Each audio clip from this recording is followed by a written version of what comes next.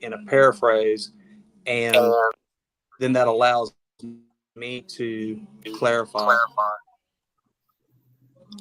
Yeah, I mean, it's definitely an important thing because if people are just nodding their head and they're like, yeah, I understand and all this, and they really don't, then you're Right, kind of wasting your time in there.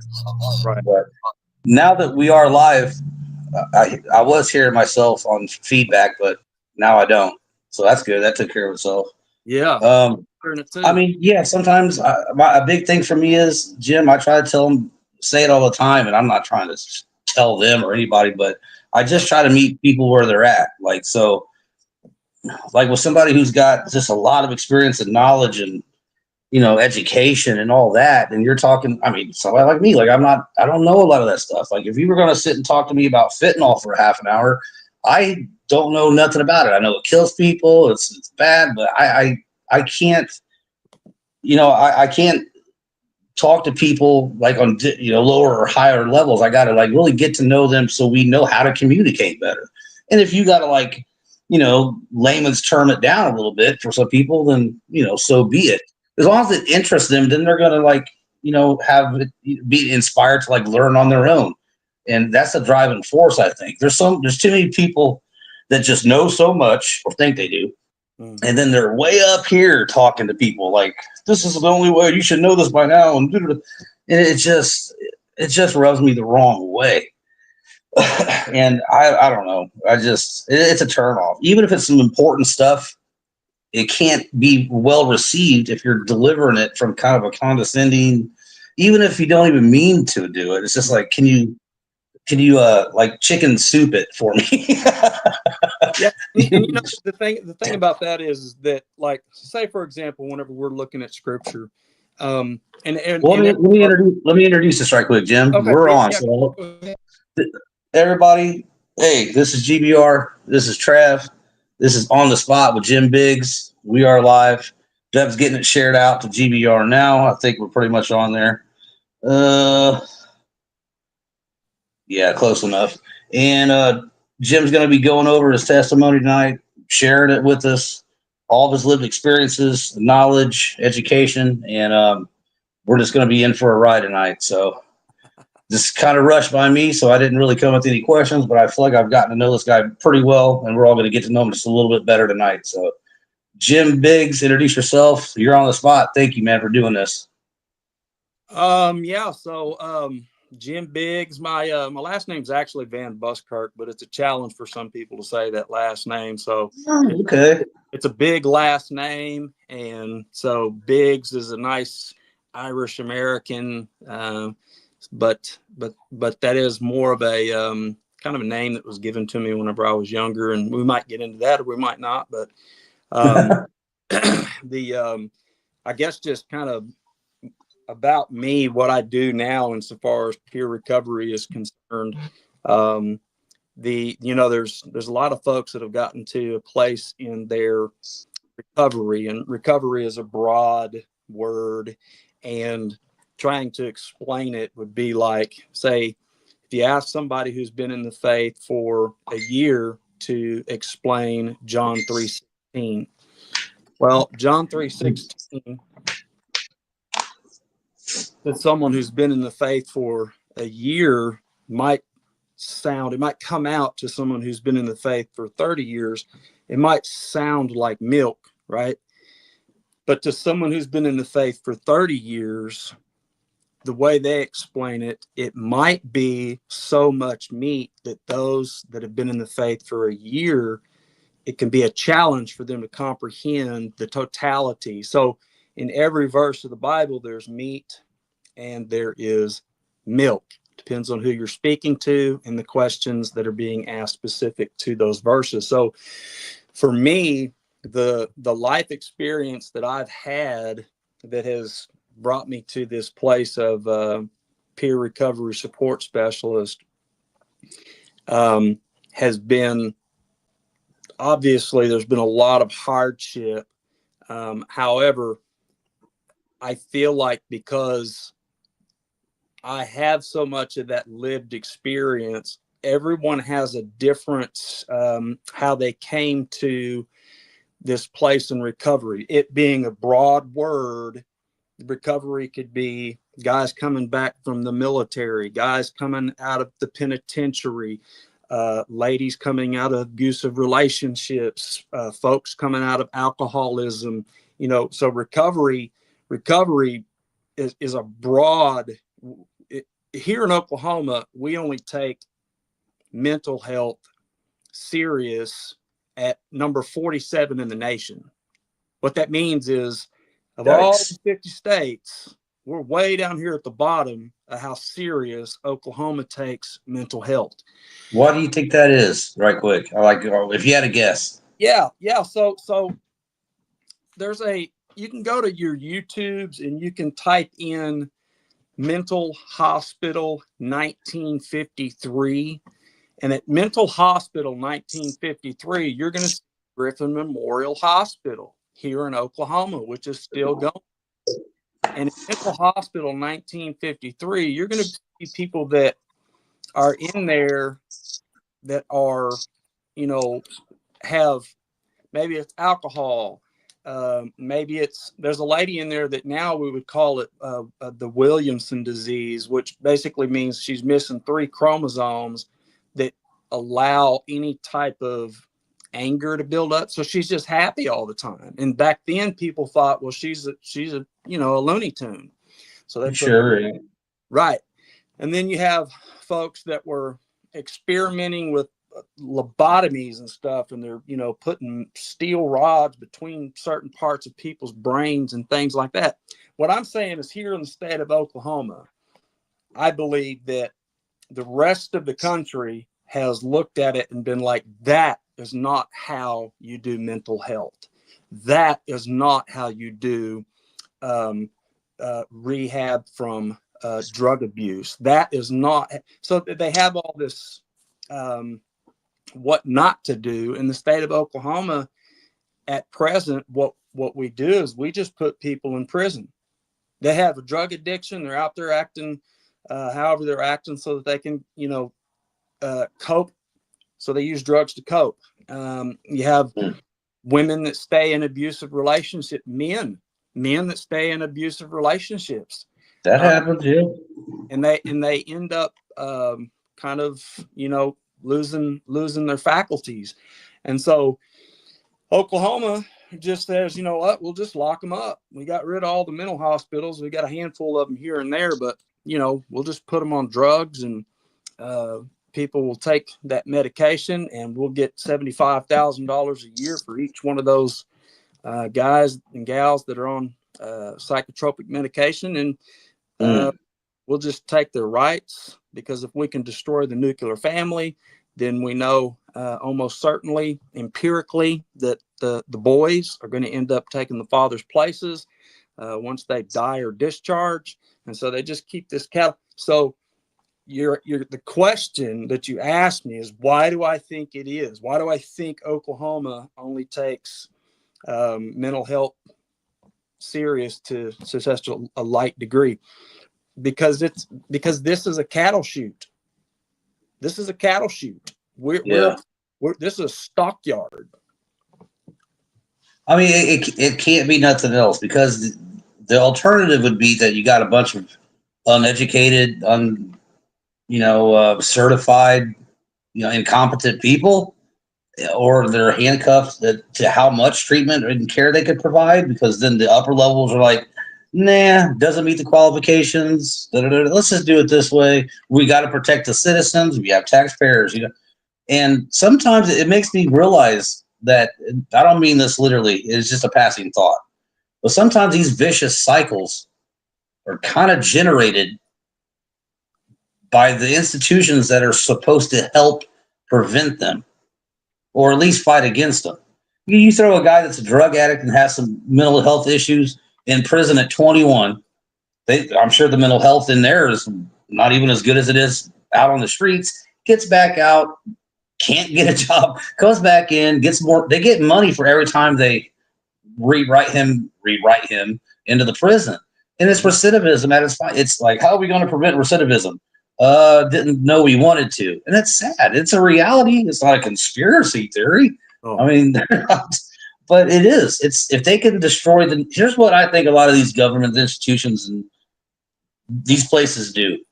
They're designed to disrupt the nuclear family Mm-hmm. because if you got four people, that means that's four people that you could get dependent on you and your resources and your funds and Mm-hmm. everything else and your pharmaceutical companies. I mean, it's easy to see Mm-hmm. if you just don't look too hard. I mean, but Yeah, I was going to say the thing that, you know, I'm pretty big on this, man, and I drive a lot of this into my thoughts, because this is what I'm passionate about. But um, I want people to understand that in DHS, the number one money sucking entity in the state of Oklahoma, um, they immediately go in, try to separate all communication from parents that have, the children have parents that are incarcerated. Well, what that does, empirical evidence shows, and if you ever get the opportunity to look at a documentary called Show Me the Father, Show Me the Father documents the statistics on, you know, teen pregnancy, rape, violent crimes, incarcerations, et cetera, et cetera. So Show Me the Father really breaks down the empirical evidence of what happens when you take away the male nuclear headship, right? When you take that out of the equation, in Oklahoma, there's 96,000 children or young people that have a parent that's incarcerated.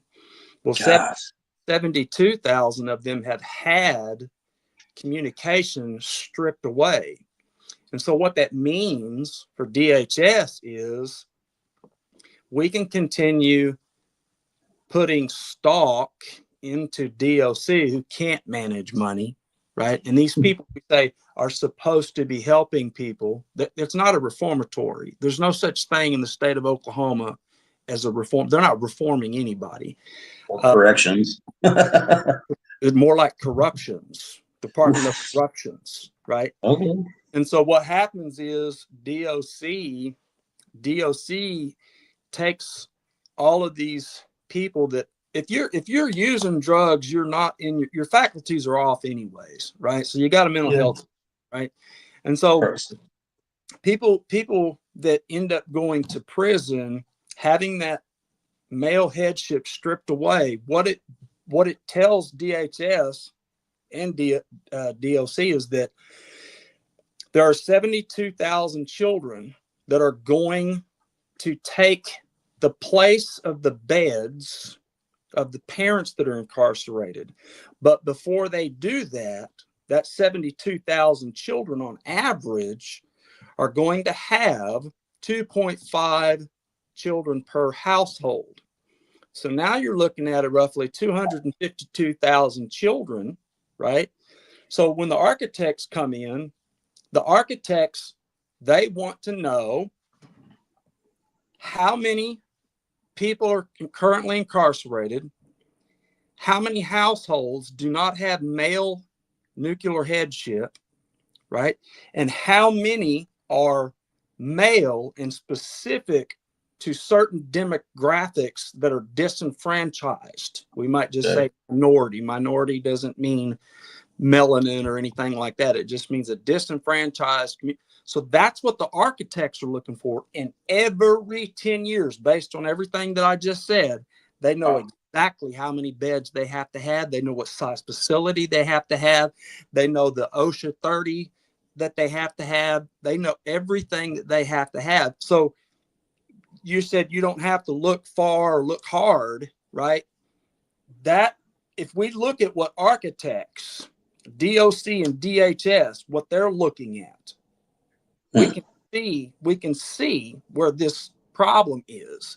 And once the people get into prison, they look at it like, well, hey, he had all the opportunities in the world to take this program, and we offer this and we offer that and all of these things. But the thing is, there are prisons in Florida that have had guys that go in and they start out on a certain unit or whatever, and they're told, listen, you've been assessed for GED, for college, for HVAC, for electrical apprenticeship. So what we're going to do is we're going to start you over here, get you through the process. If you decide at any time that you don't want to do this, that's fine. We have what's called the SHOE program, and it'll take you about 2.5 years to get through that loop at the SHOE program. You'll be locked down 23 hours a day. We'll make sure you get your meals. We'll bring a shower to your cell, bring a phone to you.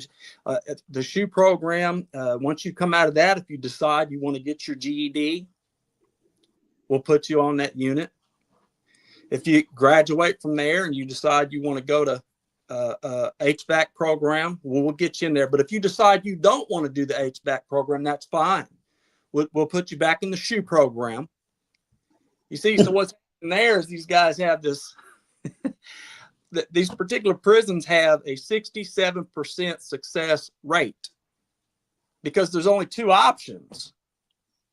You either take the program or you take the SHOE program. That's it. You see, in Oklahoma, you don't have to do that. There's plenty of programs like college. I went to college, but nobody make me do that. I get what you're saying on that. Yes. And so it's almost like if you limit some of these options, and they take that, and like, you know, they go in not having any HVAC experience or any GED, and they do their time. And I mean, you're at least giving them something more when they get out there than they had when they come in. So it increases the chances, at least.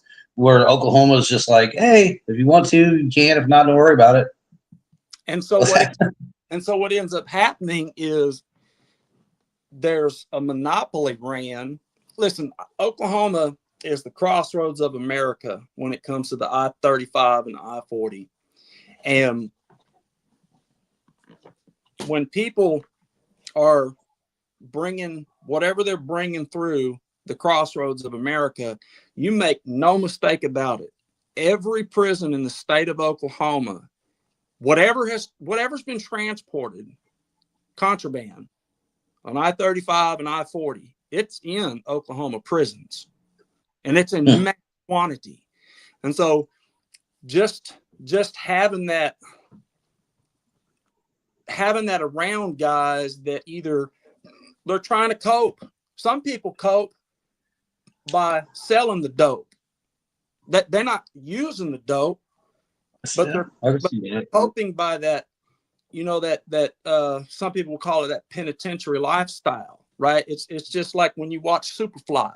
Superfly was a, you know, triple OG gangster Mac, and he was, you know, well, I mean, being addicted to the lifestyle as a dealer is a real thing. That's something that never, oh my goodness, that don't ever get talked about. Nope. I mean, there's dealers, I mean, and I'm just saying, we're just conversating now, but I've never even thought about, I've heard of like, okay, getting addicted to the lifestyle.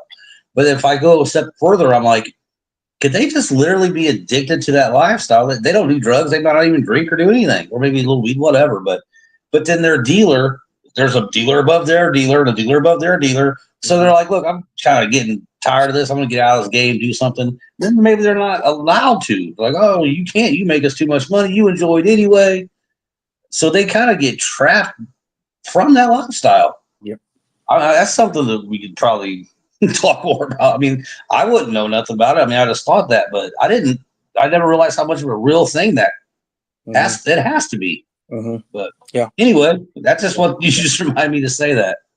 Yeah. Well, at the end of the day, Jim, like, what is Oklahoma going to? It's a very conservative state. It's one of the most conservative states in the country. It's number one. How does see? And that kind of blows my mind because it contradicts, like, I wouldn't say my faith, but you think if it is, like, I assume more conservative folks have a little bit more moral fiber than the other side. But when it comes to politics and money, that's all separated. The appearances is what allows Oklahoma to really probably do a lot of that stuff. I bet you guys got to have the highest recidivism rate in the country then, or at least top three. Yeah, yeah. We kind of go back and forth with um, Louisiana, and the thing about it is recidivism. Like, this new governor come in and talked about how he's gotten recidivism down to this or that, but all he really did was take control of certain. So when I came through in 1996, I had met a guy in prison. That is, he had a life sentence, 2 life sentences. One, he had gotten pulled over and he had a quarter paper of crank in his wallet and a quarter paper of crank in his coin, his ashtray. Given a life sentence for each one of them. Well, after 25 years of fighting this, he ends up getting out. But the recidivism, what the governor now has tried to do is essentially take things like that and just take into account that this is excessive, right? And Yeah. and so that's how they've tried to combat it. However, recidivism, as long as the nuclear headship is removed from the family, that communication, just a phone call or a letter constantly, taking that completely out of the picture, right, is what helps to produce that recidivism. Because I've seen guys go into prison and their dads were in prison and their dads were from a different gang. And now these two guys are going at it. That's so crazy. They're trying to kill each other, right? Because they're in sets. And so the mentality in there, it takes a hypersensitive attitude. So everything that we come through life, like for me, they hit me with autism when I was 3. They hit me with clinical depression when I was 5. The ADHDs, I took all those meds until I was a preteen. It just kind of, it's like meth. When you give somebody with ADHD medication, they just become focused right here, right? Well, people that don't need it, they just get hopped up. It just makes them crazy, you know what I mean? But all of that, trauma, those beatings, those being locked in cabinets, and all that kind of stuff. You take all that now into a place where you're not the only one packing this this weight around, right, in this slough of despond, but everyone else is also, and ain't nobody trying to make themselves look like they're a victim in prison. Well, I was a victim when I was a child. My stepdad one time locked the bedroom door. Back then, doors were actually made out of wood and actually had doorknobs. I don't know what this stuff is today, but my mom had to come in there. What happened was, I don't know when the time frame started, but I know it was 7:34 when I looked at that little digital alarm clock, and it was, some people call it an outer body experience, but I could no longer feel that strap coming down, creating that pain. I could just feel it, like the impact of it on my body and how it moved the bed. And I could just see this guy using every bit of force that he had to lay that whip across me. And that was from the back of my neck all the way to the bottoms of my feet. And this was at 7:34. And at 7:49, my mom finally got through with a claw hammer to get that doorknob broke off the door to get in. And then you just hear him say, "Woman, put that hammer down." And then she says, "Not till I have my boy." And so now she's got to drag a limp body, a 10-year-old, into his room, right? And then use extra virgin olive oil to remove the clothes from the skin, because they're stuck from all the plasma and the whelps that have come out, and the clothes are just stuck to your body, right? And so for the next 2 weeks, you don't shower, poop, piss, or brush your teeth unless your mother is helping you do every single one of those things, because you're physically not capable of even getting up. You know what I mean? So you're taking trauma like that to prison. And what I just said, to some people, they would say, well, he was a victim. The last thing somebody in prison wants to sound like is a victim. I get that. Everybody Right? gets that. And everybody's in there with some kind of, for the most part, even when you're talking about, you know, people that have rough and tough criminal past. I mean, there's something in there, right, that they're dealing with. And the majority of us, like my biological father passed away before I was 3. So I never knew my biological father. And the guy that I did call dad for about 7 years, the only thing he knew how to do was fight. And the beatings were just crazy intense. You know what I mean? So that's not uncommon for other people in there, right? And so even the crimes that they commit, one would say to a child that's been victimized, they say, you know, poor baby, right? But when that child becomes an adult and then they become the victimizer, all of a sudden we want to throw the book at them.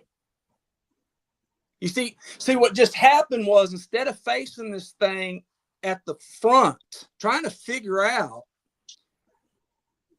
what causes this, right? That we don't do that, but instead we want to throw the book at them. But keep in mind, 10, 15 years ago, we were saying that poor baby, right?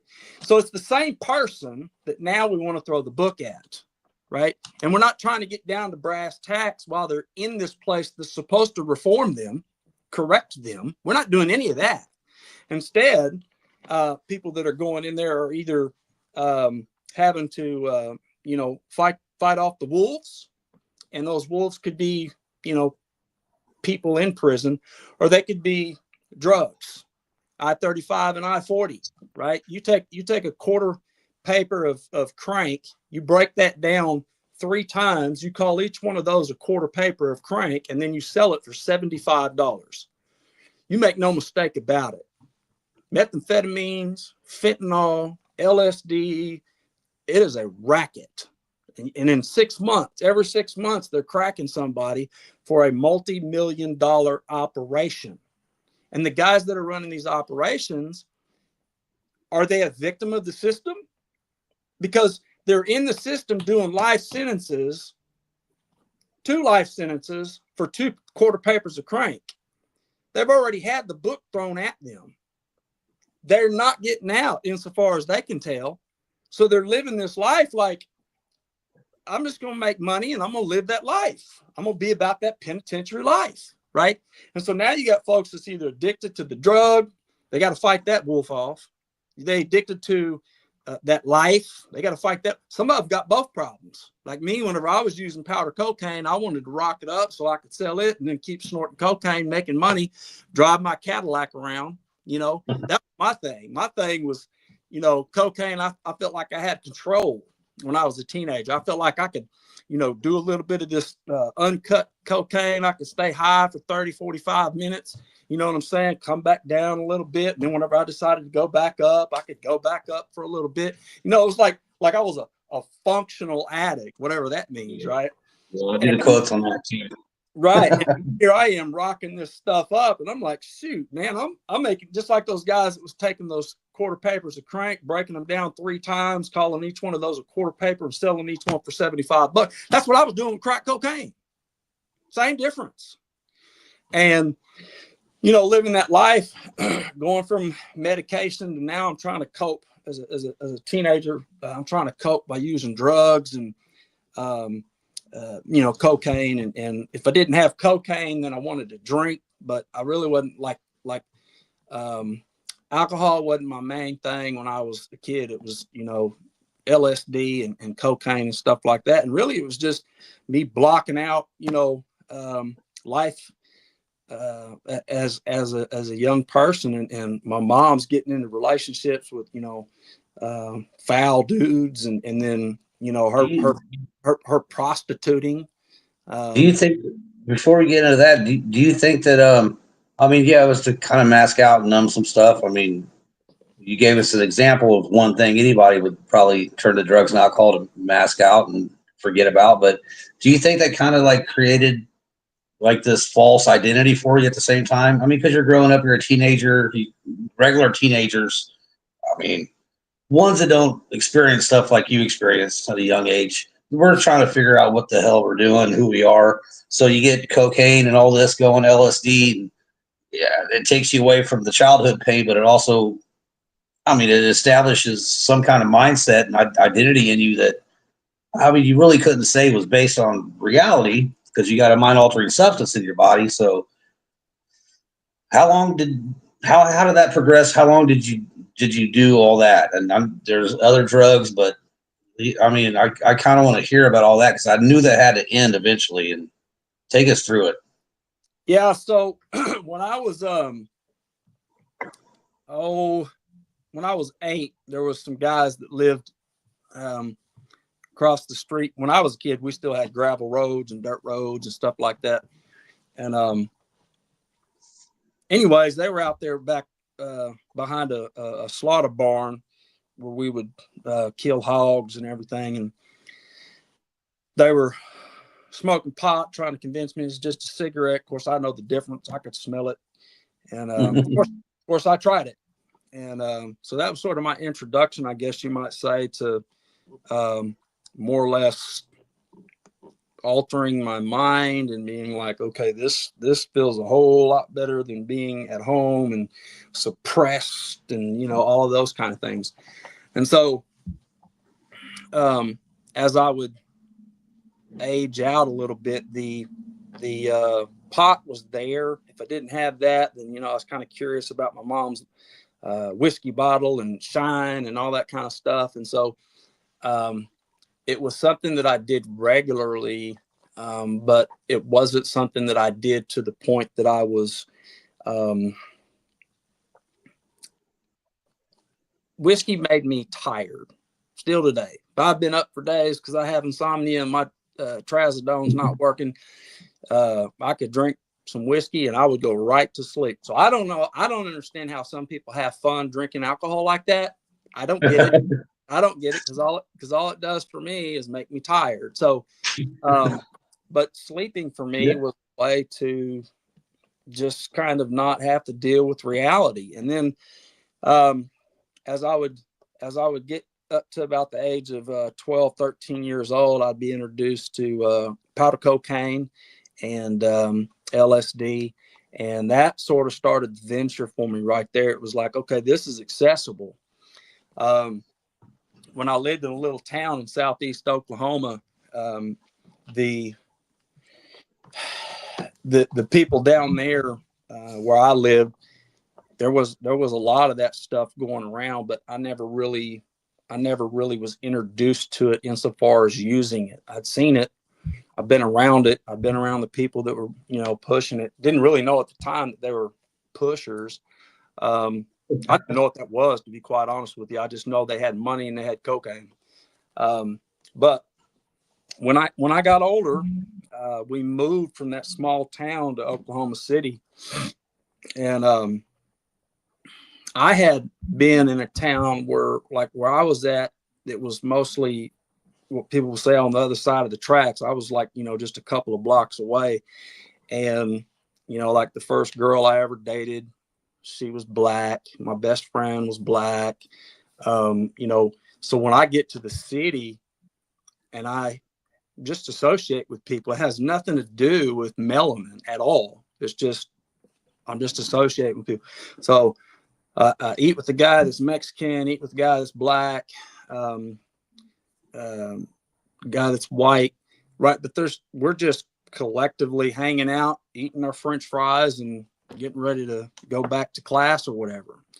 Well, I leave one day from um, it was PE, and there's two buildings in this school, and there's like this 10-foot drop, this wall that kind of separates, because it's on a hill. The school's on a hill, and then there's this catwalk. Anyways, I come out between those two buildings, and these skinheads had wrapped this chain around my neck and dragged me down that sidewalk, flipped me over the side of that wall. I got two of them that are, trying to kill me with the fist, and the other one's just bouncing me up and down. I'm really just trying to get this chain out of my neck. Okay. And I heard every racist kind of comment, but it was, what they were calling me was a nigga lover and a race traitor. And at that time, my brain didn't register what that, like, I don't know what that means. I know you're saying it with a tone that I'm supposed to feel a certain way, right? So now I'm looking at the demographics of my school. I see those skinheads, they hang out with certain people. Then I see, now I'm looking at the different, the gangs, right? They got different Crips and Bloods and all that. So now I'm starting, that was my introduction to racism. And I'm telling you right now, when it came to racist white people, as a young man, bro, I had this hatred, and it was because of that event. It was because they hung me with the chain, right? And as far as I could tell, they were trying to kill me. Couldn't breathe. There was Why do you think? Why were they doing that? Just because they saw you hanging out with a Mexican guy and a black guy? Yep. So they were going to teach them a lesson by teaching you a lesson. That's the same. Showed them. Right.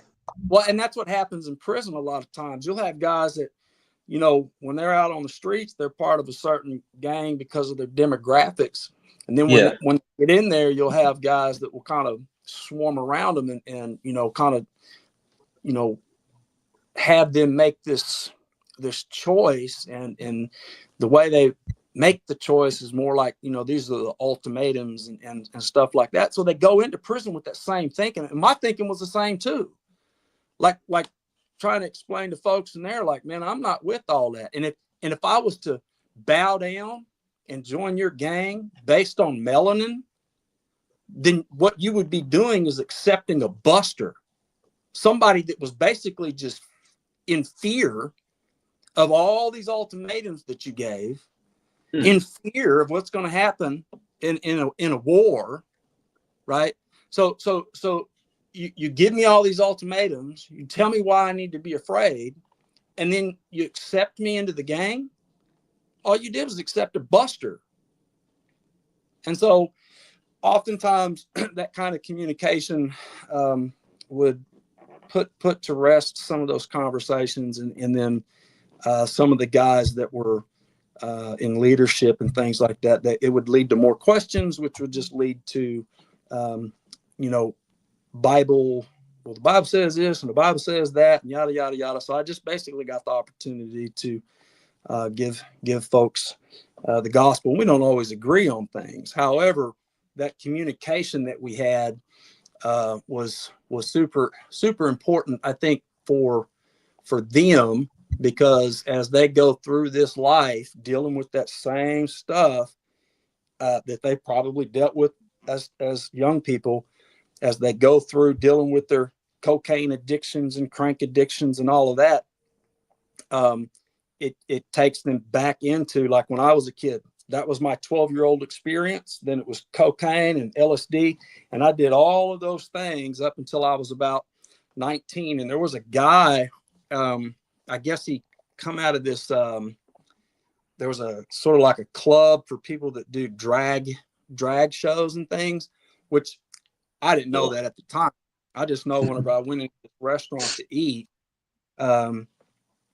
one of the guys that I was with, there was three of us, was like, yo, let's just leave. The place is packed out. And this guy's over there, making kissy faces at us. And I was like, okay, let's roll out.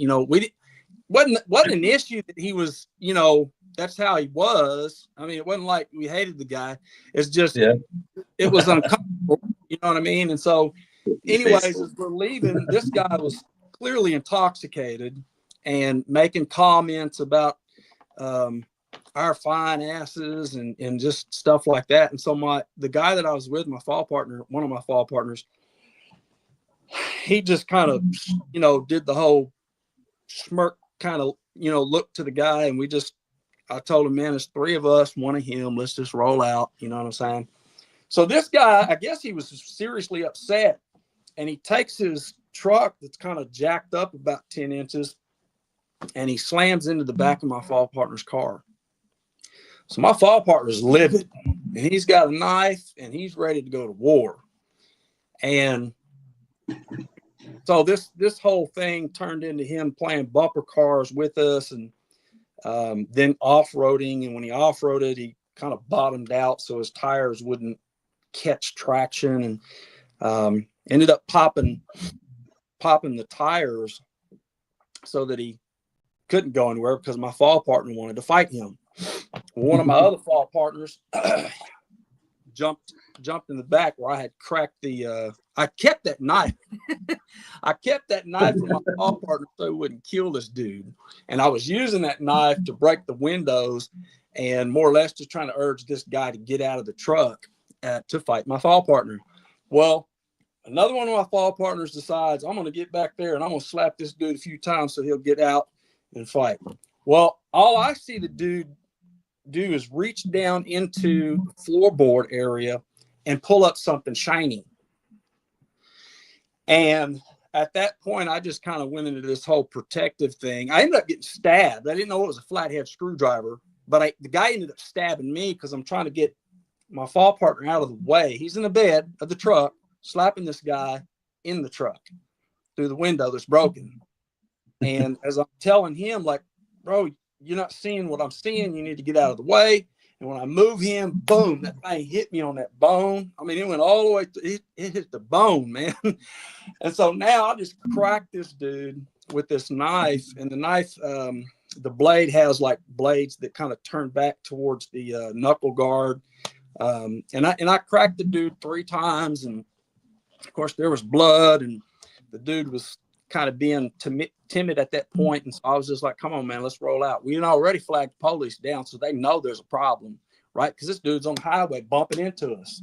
We're in a Ford Festiva. And this guy slammed into us. And one of the times he slammed into us, he ends up knocking me out of the car because like the door opened, my head slams into where the door closes, and I end up on the ground. As I'm standing up, he's coming right at me. And so I barely get out of the way. I feel this exhaust across my knees. That tells you how high the truck was. And he slammed into the car again. So this was the whole scene that led up to that point. And as we're leaving, oh my God, we circle a dead end road so that we can turn around, and we see that the cops are coming, and we see that guy is out of his truck walking down the road. And I guess when he saw the police lights getting closer, he decided to take a seat in the road and just sit there. And as we're driving by and the police are looking at us drive by, she runs that guy over. She drugged that dude about 60 feet, flipped him about 30, right? And the police doing their job to protect and serve in that case was it's one of those situations where had we not been fighting with that guy, he might still be alive, and she wouldn't have run him over. So I ended up doing 35 years. I did 15 and a half years on a 35-year sentence without the eligibility of parole for manslaughter. And at first they were trying to hit me with murder, and it was like, this ain't a murder case. This wasn't a premeditated, none of that. And where they were trying to say that we ran over, there were newspapers that said that there were stomped the body and stuffed gravel in the body and all that's BS. The tire marks on his body matched the 15-inch tire. Ford Festivas don't have tires that big, right? And then the jugular vein that was broken on his left side it matched. There was a headlight lens that had a certain way it was broke, and that point, it matched that headlight lens. Well, that headlight lens only matches two types of vehicles, and they're both police cruisers, right? Because they have a special reflective lens in it, right? Our headlight lenses were fine. They were completely intact. So they try to blame that on us, which, I mean, it's just like gangbanging, you know, they're trying to protect their own. But in reality, coming back from them trying to hit me with murder, it wasn't murder, it was manslaughter. That's what murder and manslaughter have in common. Somebody died, right? Yeah. And so if we hadn't been fighting, then that guy would still be alive. So the prison term really became a stomping ground to really move Crank to. I was like a money launch. Like I would, you know, give people $100 bills, and then they would give me X amount back over a certain amount of time. And so really all I did while I was in there was just learn how to beat the system and make the system kind of work for me in a way. So about 1999, I start getting tired of this life. I start seeing people that I know that are doing good, and then they're doing bad, and then they're getting into drugs, and then they're losing their minds. And some of these people I partied with on the weekends, because I was one of those weekend warriors. We're going to do cocaine and meth, and you know, we're just going to drink some hard liquor that we had smuggled in. And I was one of those guys. But as I'm watching people really just fade away, and they're not doing anything constructive, I had to get my GED, because that was one of the things that I was assessed for, because I didn't go to prison with an education. And when I got my GED, and I had that paper in my hand in 1999, man, I thought I was 10 foot tall and bomb proof. I never think I was going to be that, right? And so that's when I decided, you know, I want to go to college. If I can get a GED, then I can go to college. And there was a program that they had, and about this time, I'm 22. I'm getting ready to be 22.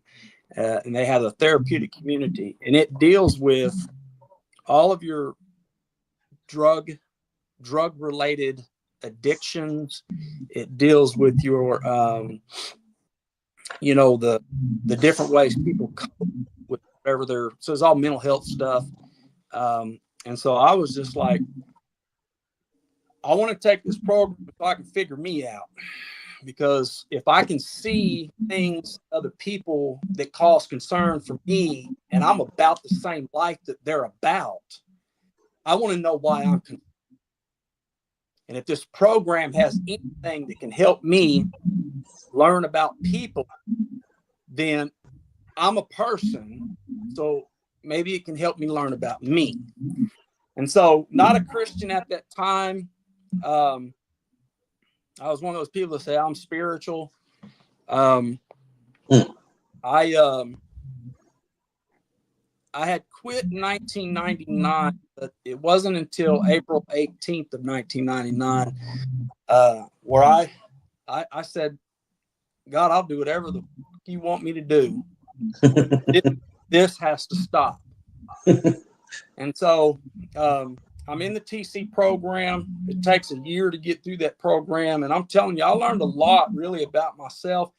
And the thing about it is if y'all were going to put me in this program that you're offering, I want to continue my education and take night school in college. And that was unheard of. Most people go into the TC program. That's not an option. And so that being an option for me, you know, I was going to college at night while I was taking the program for therapeutic community in the daytime.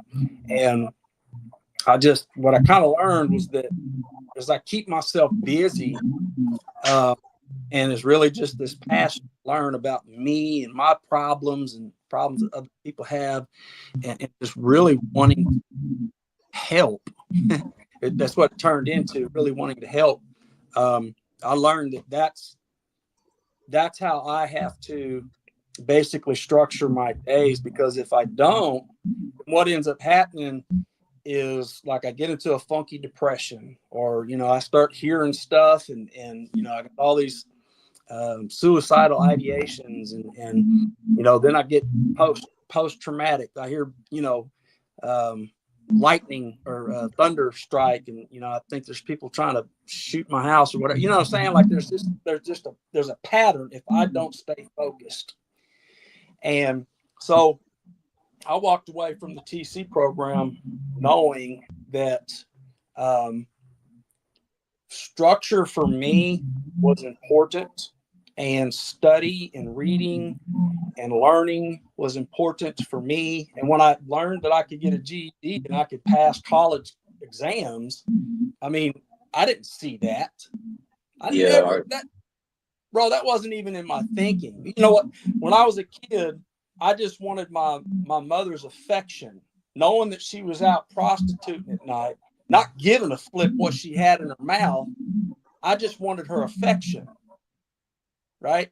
And so you get into prison, and that's not there at all, and um, as I'm learning and I'm reading and I'm arguing the different debates that we have about life in general, um, it was clear to me that this is the center of my life, so I'm going to keep it at the center. However, it wasn't until 2008 in the fall that I worked for a guy in prison. We remodeled the warden's house, the assistant warden's house, did a bunch of welding and fixed doors and just all kinds of stuff. We just kept us busy. Well, I didn't know at the time the dude was a pastor of a church, Last Chance Baptist. Last Chance is a town in Oklahoma out by Okemah, and there used to just be a church and a post office on the Pony Express. And so essentially, this was the last chance you had. If you're on that Pony Express, this is the last chance you had to get something at that post office, which could have been mail related or co-op related, or get churched. And then, so that's why it's called Last Chance. But I didn't know the dude was a pastor. I just know he was on my bumper all the time asking me all these questions about God and Jesus and life and, all those kind of things. And I took 36 courses in metaphysics when I was in prison. So, I've studied the 5 major world religions, and, I'm just this condescending know-it-all. I got all kind of answers to questions. And so he keeps riding my bumper about how Christ died for our sins, and then he's explaining what sin is, specifically what sin is. And so he's not avoiding my conscience at all. He's going straight to it. He tried the intellect, and he would tell me sometimes, you know what, I don't know the answer to that question, but I'll tell you what I'll do. I'll do my best to try to figure it out in 24 hours. I'll let you know. And that's the same method I use today. If there's a question I can't answer, I tell folks, give me 24 hours. Let me study up on that, and then I'll give you my best understanding, best discernment that I have, the best judgment that I have concerning whatever that question is, as it relates to the Bible or anything. But he would have turned out, like I said, to be a pastor. I would have learned that he was a pastor, but we're standing at a drill bit box. In prison, you have to check out tools and check out drill bits and then turn them back in when you're done or whatever. And that's where he was hitting me with the gospel again. He'd been on this thing for about 2 weeks, and it was like when you get the flu and all of a sudden it just kind of comes on you, and man, something just changed in me. Something's just not what it normally is. And of course, when you get the flu, you kind of start to feel puny and sick and that kind of thing. For me, it was just like I couldn't figure it out. But I know when that discussion stopped, after he gave me the death, the burial, and the resurrection of Jesus Christ and what sin was and what it meant to have a resurrected Savior, I would have sat down in my little office area at work, and there was a guy that was just taken from Oklahoma prisons to the Texas prisons to do some time, and there was a Bible that he had left back there. And I'm trying to find those verses that homeboy kept throwing at me. And I get to First Corinthians 15. 1 Corinthians 15, Paul tells the Corinthians, he said, I'm going to make a declaration what the gospel is. Because some of you wackadoos then forgot what the gospel is. And Corinth was even the word itself is associated with filth. It would be like us in America saying Vegas. I mean, automatically there's stuff that pops into our mind. And so, anyways, I'm trying to figure out who's speaking, which is Paul, who's he speaking to, which is the Corinthians, and what is the point he's trying to make. And he's telling them in verse 15, verse 1, he's giving them a declaration. I am going to declare, I'm going to remind you, wackadoos, what the gospel is. And tells them that, you might have heard the gospel, but you believed it in vain. I mean, the devil believes in the gospel, but he ain't never going to be saved, right? And so when I get to that section that says in verses 3 and 4, Christ died for our sins according to the scriptures, and that he was buried and raised on the third day according to the scriptures. Paul's saying this twice. Usually when Jews say things twice, they're being emphatic. And if they have to say it 3 times, then somebody's probably being taken out to the woodshed. And in this case, he didn't have to say it 3 times, but he did mention, this is what the gospel is. This is what I preached. This is what you heard me preach. This is where you stand unless you believed in vain. So he's taking them out to the woodshed. And then it's like, okay, he said twice according to the scriptures. Now I got to figure that out. Because at the time, they would have had the Tanakh. They would have had what we call the Old Testament, right? And at that time, I don't even think the first that would have been 40, 50. That would have been we might have had a New Testament in James floating around and people hand copying it to the different churches, but we didn't have a New Testament. Is all I'm saying. So I got to figure out what is he talking about according to the scriptures. So now I'm on this journey, and it's literally like God has the back of my head, and he's forcing me into that book. And so I can't say that I knew at the time that this is what salvation looked like. But what I can tell you is that when a man is saved, he has to know what scripture says. He can't go a day without trying to comprehend his maker. Because he knows in all the therapeutic communities, all the peer recovery support classes, groups, he is never going to comprehend himself until he understands his creator. So when a man's born again, he has to comprehend his creator. Then that man is going to have a new relationship with sin.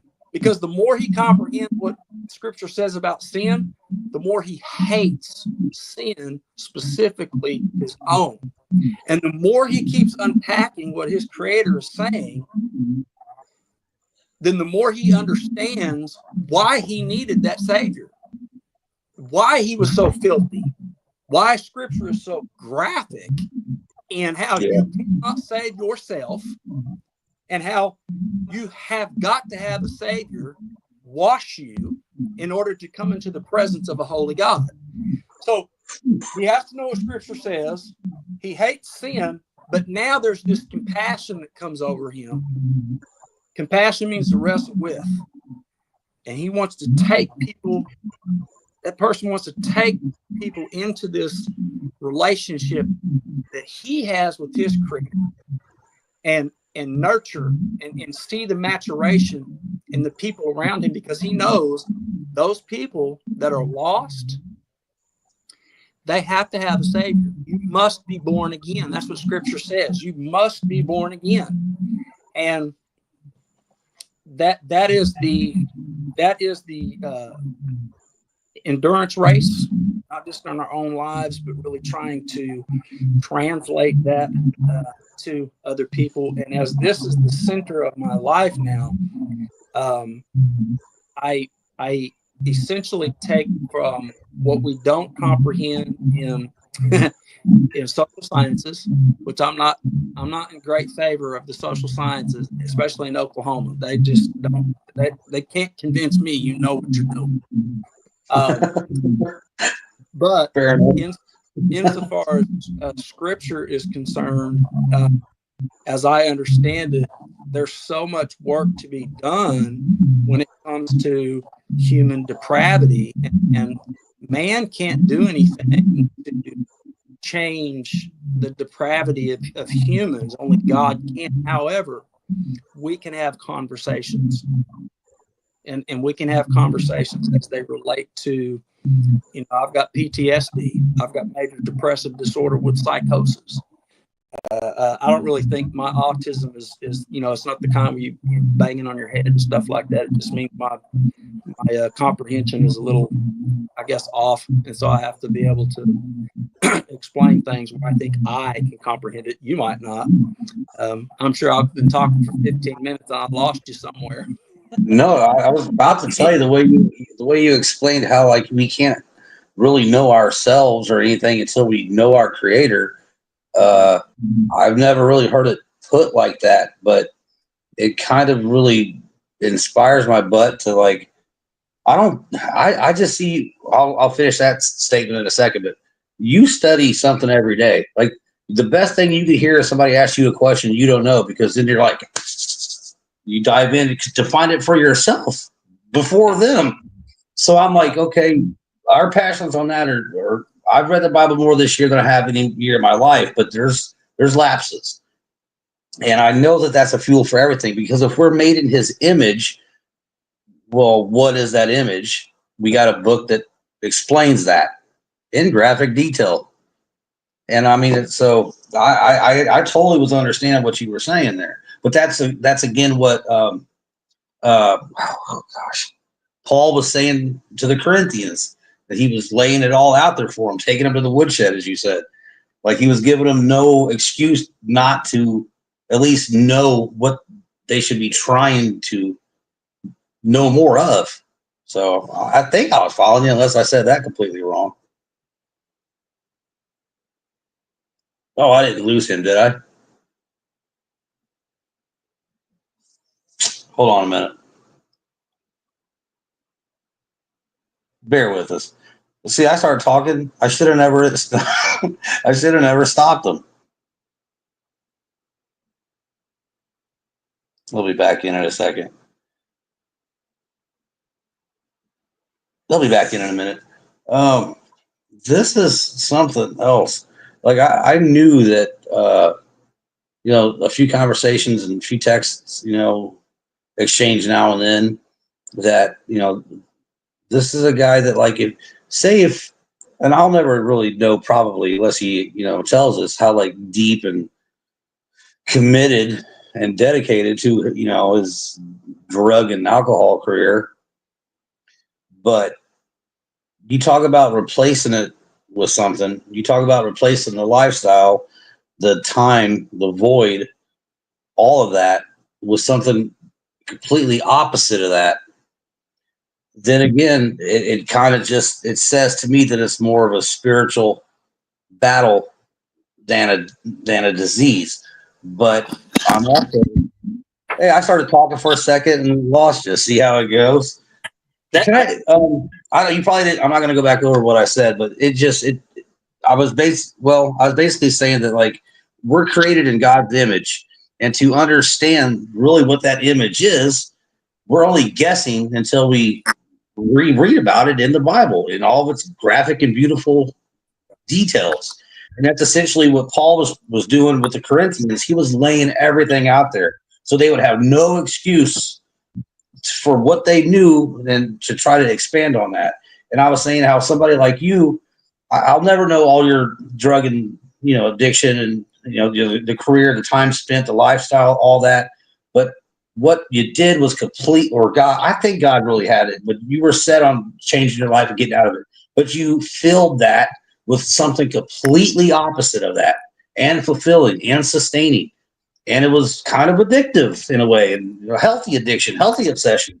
You're learning, you're getting smarter, you got a GED. You're like, what? I wasn't going to college out there driving my Cadillac around, even though maybe we'll find out what happened with the caddy. But and I just said that matters to me too, because this has been the best year of my life. I'm understanding myself more, but I'm just sharing like a lot of my past and stuff to really learn myself and who I'm supposed to become and who I was created to be.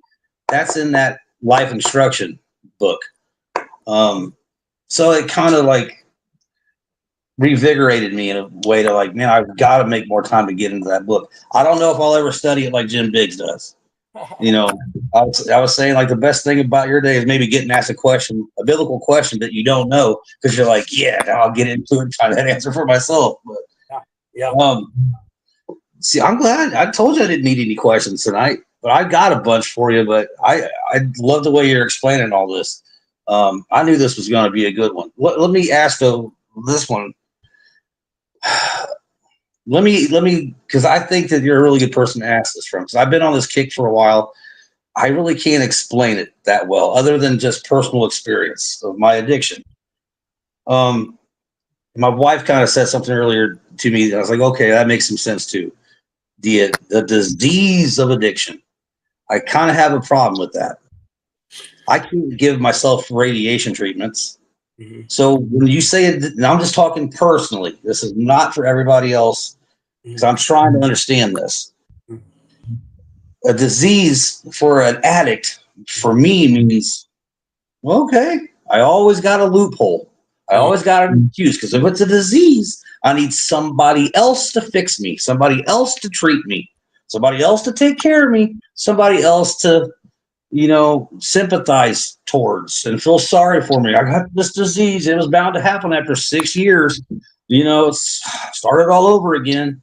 That always that always would set up an excuse for me. I can't assume all addicts. Maybe I'm the only one. But as long as I had other people being like, well, he's got that disease of addiction, I'm back here like, I don't have to do much work then. I can't heal myself of a disease. But when I realized that was an excuse, and it was a spiritual battle, because all my free will I chose to fill my fleshly desires with, my skin hunger, anything materialistic, whatever, up till 47 years old.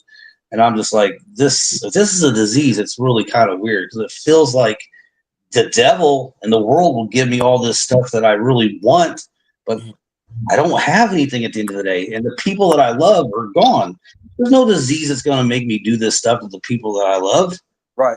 But Deb said, the last thing I'll say, I'll get your opinion on it or your advice, but she said, well, it's the chemicals in the drugs and the alcohol and everything else that really sets off the imbalance in the brain that could damage the liver, that could damage the kidneys and all this in a sense. So I'm like, okay, but at some point, like it's got to be looked at the same. Because even still, if you're drinking, my uncle died of liver cirrhosis. Yeah, that caused his liver to bleed out. But I know he wasn't big into God at all. He might have been an atheist for all I know. But that wasn't enough to stop him. My liver is failing. My cousin is a walking zombie. His body is depleted down. Yeah, and that's what the disease of addiction has done to him. But that's still not enough for an addict to be like, well, I guess I want a healthy liver and a healthy kidneys and. It's still too deep, because the devil's grip comes in at a certain time, and he's like, go ahead and keep calling it a disease. We'll call it a disease straight to the grave. Yeah. Because we're relying on other people and ourselves, and it never, ever results in success. And that's just my opinion on it. So how much more do you look at it as a spiritual battle compared to a disease? How do they intermingle? Or is it one and not the other? So I'm gonna answer the question as I'm seeing, going back to Genesis. I'm gonna just walk with me for a minute. Okay. So if we want to understand science, the Bible might not be a science book, however, it is scientific. The very first verse that we read in Genesis, it says, in the beginning, God created the heavens and the earth. So what I have there is in the beginning, that's a time word, time. In the beginning, God created, that's force, the heavens and the earth. Time, force, space, matter. Okay, that's science. Science wants to understand time, force, space, matter. Right. So Excellent. when I'm looking at science, and I go back to the sin genome that Adam inherited through the curse, that means all of his posterity, all of his offspring, all of his posterity now have that sin genome. And so when I look at that sin genome, I can say, well, sin is a harmful deviation from the normal structural or functional state of an organism, generally associated with certain signs and symptoms and differing in nature from physical injury, mental trauma, right? So, but what I just did is I just defined the word disease. I literally looked at the definition for the word disease. Okay. But that's how sin is, according to scripture, sin is all those things that offend God, an offense against God. That's what sin is. It is the violation of the laws that God has given us. That's the definition of iniquity. Iniquity is those things that violate the laws of God. So when Christ came in, he became that burnt offering. He became that incense. He became that oil. He became, so the 613 command, he was of the laws.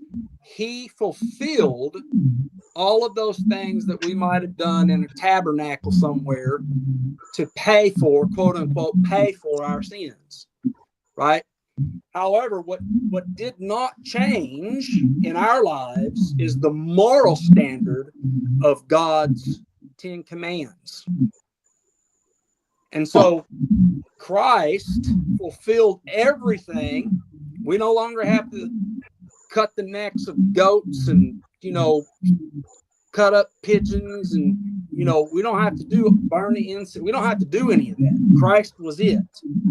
However, Christ tells us that if I look at someone with lust, which is sexual desire, that is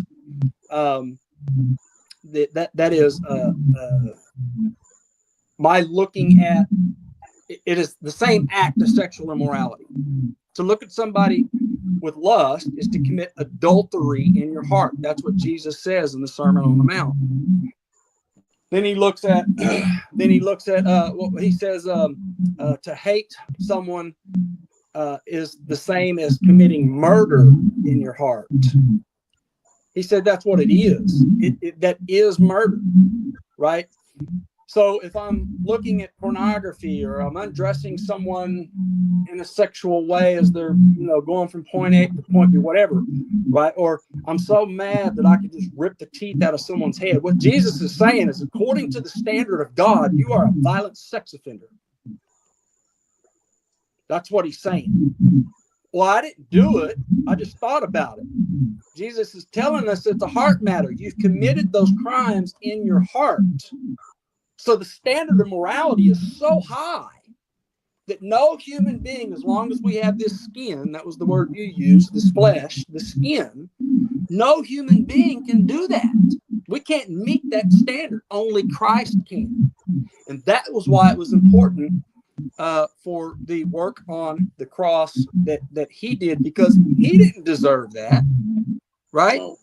When I look at mental health, I see sin. I see, because of what Adam did in that garden,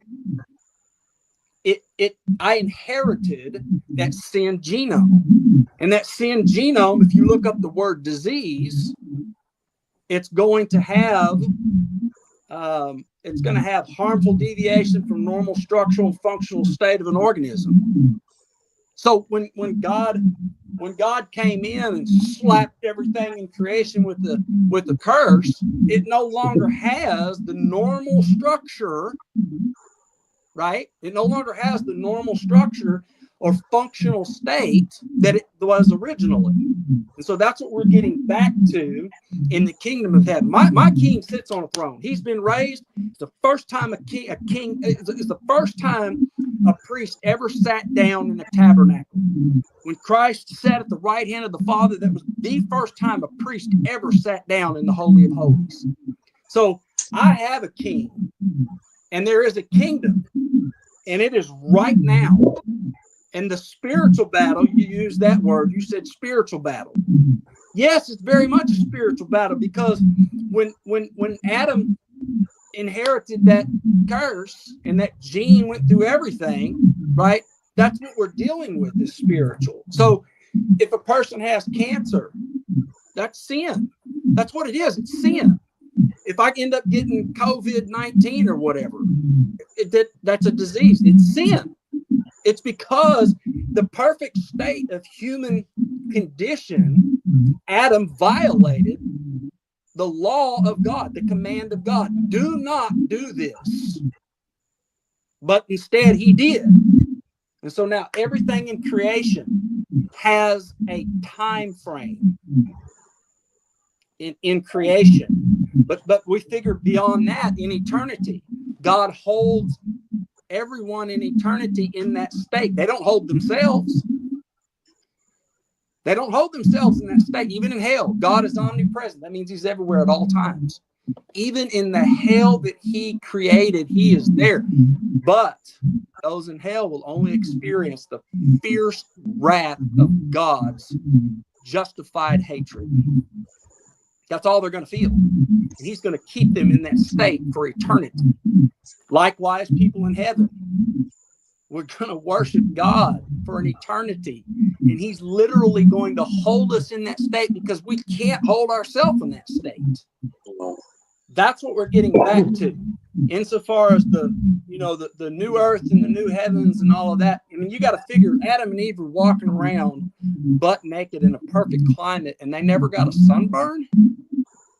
I go outside, man, and that love-hate relationship I have creates malignant melanoma, and I've got to take chemo to get it out of my body, right? Not Adam and Eve, they're walking around butt naked. You know what I mean? Like, nothing's getting burnt because everything was perfect. And so God is no sunblock back then, unless they had some cool leaves or something. But they wouldn't have needed it. No, they wouldn't have even thought about it. Wouldn't even needed it. So essentially, we're getting back to that insofar as eternal things are concerned. And when we're talking eternal things, we're definitely talking spiritual. And so sin and disease, if we want to look at, say, alcoholism, our attitude sometimes is like, look, it's just disease. That's the attitude that we take because our coping mechanisms don't want to take responsibility. And so the first thing we say is, well, I've got a disease. Well, when we go into, say, like AA, we have to admit that, this was unmanageable and that I had to have help. But the thing is rarely do people reach for God when they're looking for that help, right? Because you could say a guy's out in the ocean, he's dying, he's, or he's dead, and someone on a boat throws a lifesaver over, and they say, hey, all you have to do is grab it. All you have to do is, he's dead. Dead people don't grab. He's dead. Somebody literally has to get in the water, drag his ass out of there, and give CPR of the Holy Spirit to his impotent nostrils to awaken him. That's it, right? He said impotent nostrils. Right? So he can't do this on his own. He can't even make the decision to reach for the lifesaver because he's dead, right? And so people are aware that, okay, I've got this disease. And so they don't want to deal with it as if it's their fault. It's not my fault. It's the disease's fault. And I've got to have help. That is Yeah. a stinking, that's that stinking thinking attitude that doesn't Yeah. want any responsibility. Listen, if I know I've got a problem and I can see it and I can tell you what it is, I'm on the right track. Right. Yeah, instead of the, I don't know how this got this bad. Mm-hmm. You kept picking up. That's why I just, so I mean, in a sense, though, the answer to that is like, okay, spiritual battle, sin is disease, and the sin genome. The solution, and here's the thing I like to always throw at people a little bit, because it's been thrown at me, like just realization moments. Any way anybody goes and tries to get recovery, any single way, say they are agnostic or even Satanist for that matter, any way they try to get recovery without God in their mind or heart or nothing, they're still participating in something God created. It's just so, but the thing for me is, like I'm saying, like, even if they don't know that much scriptural knowledge, they'll never think I got this disease of addiction and it's from, damn Adam back in the garden. It just, it puts it, when you say I got a disease of addiction, you put that out in front of you. It almost blocks some stuff. When you say, no, I need to connect with God because that's my solution, you step out of that disease and out of that addiction. And you're like, I need to help myself. And the only thing that's going to really help myself is God's guidance. He'll show me where to go. If there's a rehab for me to go to, I bet you God will direct me to it, or this prescription or something. When we're just out there relying on other people because they got some coins and some years under their belt, it's still their perspectives. And if they don't talk about God at all, they're just kind of telling you, just giving you suggestions. Yeah. There's no root remedy. You're not getting to the core. You're just spitting fire and, well, I drink 20 beers one night an hour. Don't do that no more. I got a good job and got my kids back. Awesome. Yeah. And then what? Praise I God. don't want to be being sober. I care about that, but that's not the end game for me. Yeah. I'll still go to hell. So if you're going to go to, I'm not going to say that, but that for some, that's all they want. I mean, that's fine. It's sorta, but it's not great. And I don't know how to navigate through that. I can't fit into meetings hardly anymore because they're like, don't name God in here. Create a God that you understand. The most dangerous thing I've ever heard in my life. Create a God that you understand and name him. So we're playing like Sim City or Avatar or something. Tell me how you going to create a God that you understand, Jim. How about that question? You would just be making I think in a lot of ways, I really felt like creation itself was, how people like to say God manifesting, and I see God in everything. And over time, it was kind of like I realized that if God is in everything, it means he's in the cow. And if he's in the cow, then he's in the grass. And if he's in the grass, that means he's in the poop. Yeah. So my thinking now is, okay, I've got a problem with that, because when you look at scripture in the Old Testament, people would, carve out a piece of wood or whatever, and then they would adorn it with, priceless metals and jewels and things like that. And they would say, this is the God of whatever, whatever. But all it is a man creating a God. And so I think for me, the idol, the creation itself, to me, was my first, as far as being quote unquote spiritual. I looked at creation and I considered myself a part of that creation. So I had this very tiny view of a creator and a very high view of self. And so it was all this self-help stuff. And I am a created thing, and so God is in me. And, I didn't have a sense of any real biblical comprehension. And so I was creating essentially type of stuff. Huh? That's the new age type of mentality. It is. That's exactly what it is. Yeah, and I can go into that. I could give you the entire church. You were fine. Just keep going right where you were at. But yeah, I think that the idol was me, and it took me a minute to figure that out. But by the grace of God, he like I said, took my head and put it in that book. When people are going through these struggles, we still look at folks in, say, like those meetings that we're uncomfortable around, and we have a compassion for them because we know that they're creating a God of their understanding.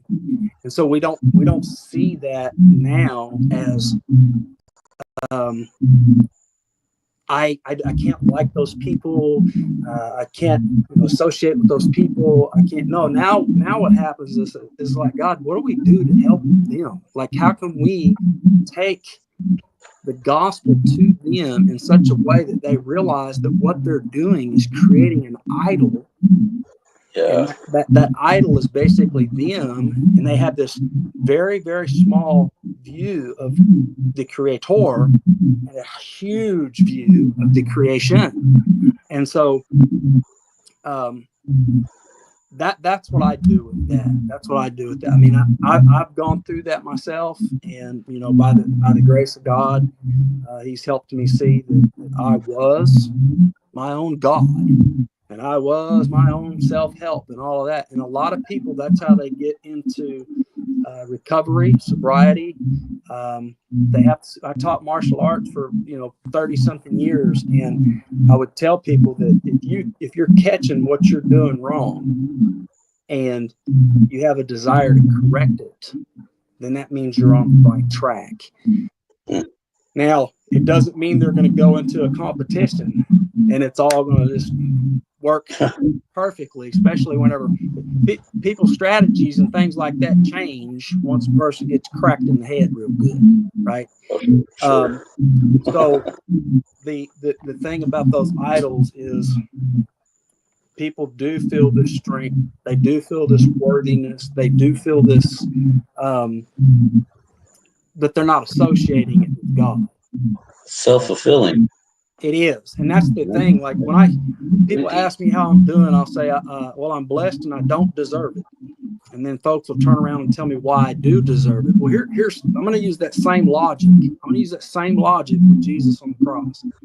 Jesus deserved what he got on that cross. That sounds ludicrous. That sounds it's hard to comprehend. But I'm using the same logic, because this person's arguing with me. Well, Jesus gave you mercy and grace, so you deserved it. Then that means I did something so great, so magnanimous concerning spiritual things that he gave me something as a reward. But that's not what grace means. Grace means unmerited favor. Yeah. If he gave me grace, that means I did not do anything and he just gave it to me. In fact, grace means he gives you what you don't deserve instead of what you do deserve. So I'm using that same logic. If you're saying I deserve the grace of God, then you have to say Jesus deserved what he got on the cross. If you can't do that, you have to change your logic. Whoa, hold on. Too much? Holy cow. I hope everybody just heard what he just said. Look, can I just try to say that back just to make sure I heard this right? Because maybe I'm a little bit smarter than I give myself credit for. If we say amazing grace and God, shed your grace on me. I know I don't deserve it, but God, I'm glad I have it, because where would I be without it? But then at the same time, if we're like, well, Jesus was perfect, he definitely didn't deserve to have done to him what he had done to him. Well, then that's kind of almost disrespectful to God, because he knew what he was doing, and if he's given us our grace, it's only directly related to what Jesus went up on that cross for in the first place. So we'd be denying that. That would be almost like sacrilegious disrespect almost. But I've never, God forgive me for not, I've never seen that like that. But now that I heard that, how is it that's not, it can't be the other way? And I think that's kind of huge. I don't think that's just like a little casual point to make. That gives you a whole new perspective on like this guy, this perfect person, entity, everything, died for way more than I have ever even realized. He didn't just die so I could get a decent year of clean and sober time. I sure hell didn't deserve that. All I did was I wanted to kill myself 2 nights before that. Right. Phone rang, distracted me. I moved on with my day. Right. Then I go to rehab, started praying a little bit. And then here I am talking to you. So like, what? Tell me, what do you think I did? I mean, I didn't create this on my own. I didn't self-help myself. I let him fulfill me. Yeah, and the thing about that is that we all come to this place, especially when we're talking specifically to sobriety from drugs and alcohol and things like that. People talk about hitting that rock bottom, and they've got to want the help and desire the help and those kind of things. And that doesn't always, let me say it different. They don't always realize that it is God who has presented this rock bottom. They just identify the rock bottom, so they know they have a problem, and they know that they have a desire to correct it.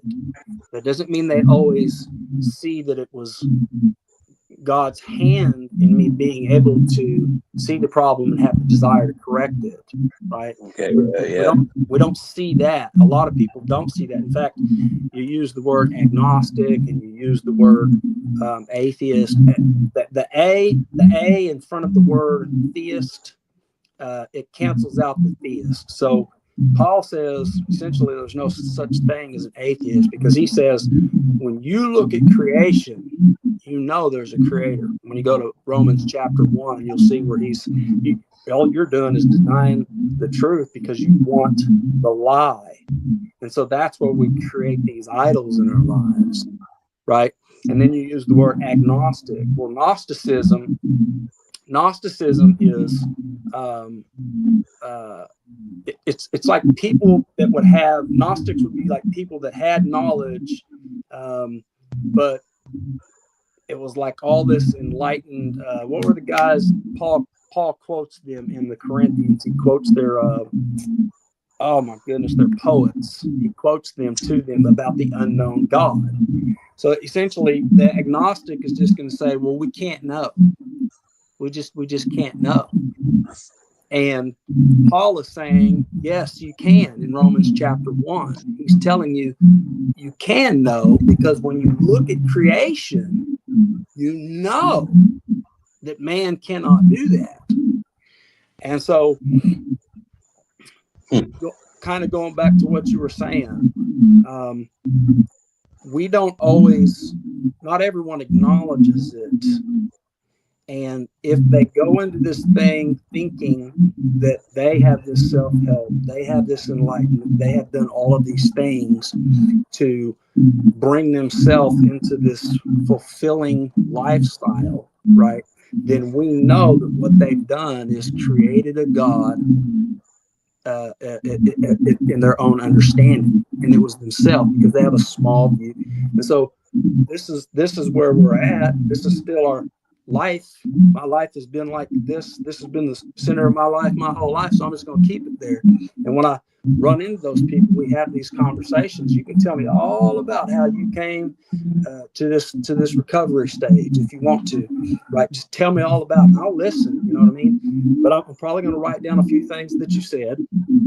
And when I speak to you now, it's my turn, and I get to tell you there was a lot of that for me too. I told you back in 1999, I wasn't born again, but I said, God, I'll do whatever you want me to do, but this has to stop, right? Yeah. And so I wasn't necessarily saying that I was born again and God fixed me, right?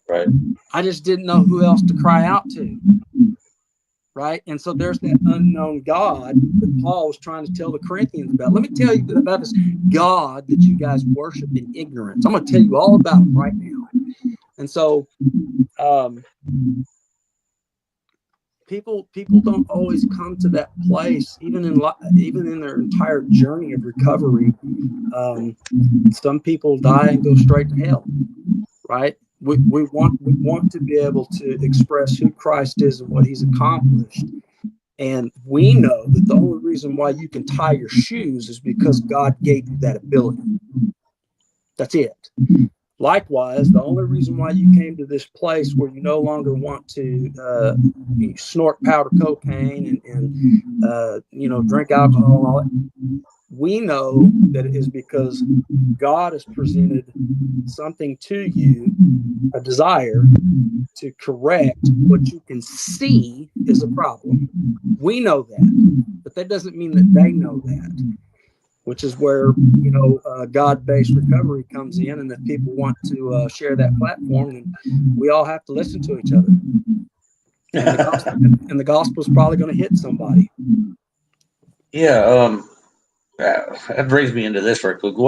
What's your thoughts? I didn't know I was going to bring this up, but it kind of reminds me of like what we're about ready to do.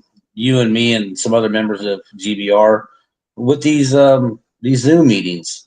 And like I said, whoever's doing them, it's on them to run them how they want to run them. But I'm going to be like,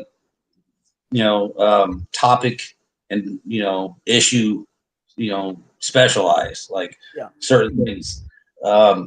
They may not, there's some that might have more, faith-based meetings. It can be really anything. I mean, and you're already doing some stuff like this anyway. Like, I don't know if you run meetings or whatever, but you're a peer recovery, resource specialist and certified facilitator. So give us some background on, how that came to be, your certifications, what you really do to, help your community in Oklahoma, where that might not be, there might not be as many resources there as other states, and then talk about like what you think you're gonna, want to offer and try to, help out with. Just throw it all away. I don't care. So what I was going to say is that when I came to OCARTA, which is where I got my certification, I started taking classes at a place called OCARTA. And OCARTA basically is a resource for people that have, say they want to get in anger management, say they want to get into classes or group sessions that deal with schizophrenia, that deal with recovery. The recovery is all recovery. It's not just AA or NA, because everybody's journey doesn't look exactly the same. And so that's kind of when that was kind of presented to me, and I was already sort of trying to help in that way, because I know not everyone that I talk to believes what I believe. They don't feel how I feel, right? I know that, but that doesn't mean that I don't want those people to, I don't want those people to feel like, I'm so conservative that I mean, do I look conservative? I mean, but I don't want them to feel rejected, right? Because we don't see things the same. So when I came to this, when someone presented this peer recovery support specialist, these classes and these certifications, and how to facilitate the Depression Bipolar Support Alliance of Oklahoma, I just felt like, okay, I'm already kind of in that lane, and I don't really want to do the AA meetings anymore. I don't want to do the NA meetings anymore. I don't want to do these things that are so built around formalities that people can't share. Why does a person have to go into an AA meeting and say, when they're a crack addict, say I'm an alcoholic? Because that's the formalities of it. Yeah. So I would rather be in those groups where people can say, look, this is what I struggled with, right? And here's some ups and some downs, and all those kind of things. When we share that platform, now we're all actually learning something, because I'm going to identify with something you said, or there's going to be something that you said that I never thought about, and my mind is just going to go poof. That's it, right? Or you might say something that I completely disagree with, but you said it in such a way that I have to use my logic and reason to figure out why I don't agree with you. See, there's a sharing of the platform now. I And love that. there's an empathy that says, even though I don't agree, I still want to hear you. Yeah. And I don't want to speak at you when I speak. I just want to speak to you. Right. And so the coming to this place just this year in peer recovery support specialist, taking all week to go through all the classes and things like that, it really helped me. I guess that desire, there was a greater desire, because now I have more tools. The social sciences that I took in college, I just thought they were whack. But what I see, like at Ocarta and in places like that, even though I may disagree with some of their social science approaches, our all recovery group meetings have people that use language that might be from different NA, AA, sex addicts, PTSD, that the language that they're bringing in there, we're all sharing that platform. And that, I think, is important, because when a person doesn't feel comfortable in an AA meeting, or they don't feel comfortable in an NA meeting, or they don't feel, there's nothing organic. And so that, for me, that is where I was like, okay, this is what I want to pursue. And I want to do it to such the degree that I can mention things to people, and it says something to them that causes a creation that is beyond what it is that we ever even started to think about. In Oklahoma, there's the Oklahoma Recovery Resource Network, and I met up at a conference, and there's a young lady there that's got several houses where they put men and women in to help them get to sobriety, and some of them going through these drug programs where they get all their criminal history dropped by a judge, and they end up working for the state and things like that, right?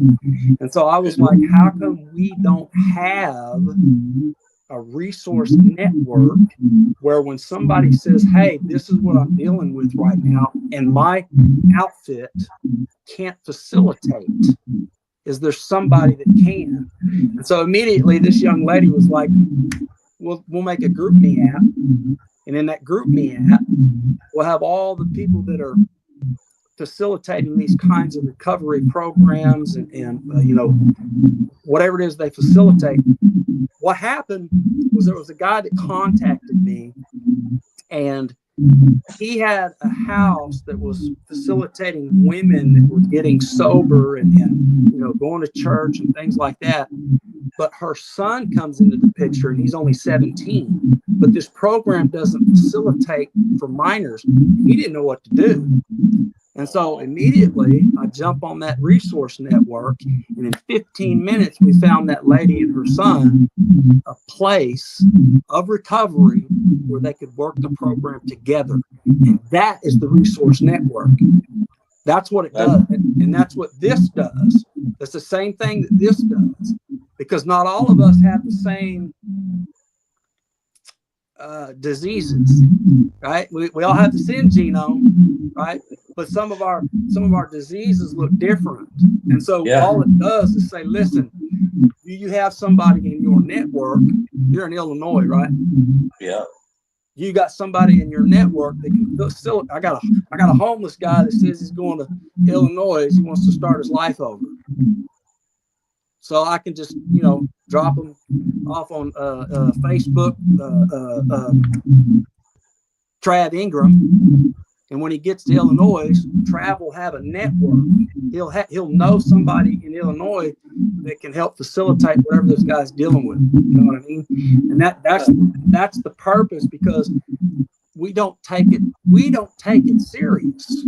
And when we get recovered, quote unquote, all of a sudden it's like, I can't associate with people that don't think like I think because they're still sick. No, man, you need to be in there fighting for them. Yeah. Because that's what's going to keep you sober. And so, anyways, I might have gotten way off track with that question, but that's how I deal That's how I deal with that.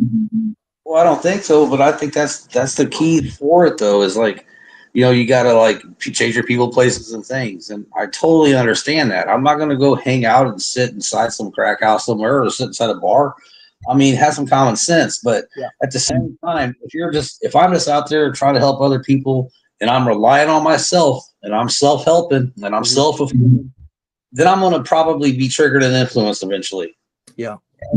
I think the chances being God based and God will, because I think sometimes he'll block stuff from even happening. He's like, no, you're not doing that. And I've said I'm gonna go out and try to do something. I'm not, but I think like any avenue that I would go out and try to get something, I'd be pulled over, I'd be stopped, I'd get beaten up. I don't think he's even going to allow. I just believe that if that's okay. I'm still going to do my work and going to, but it's just like.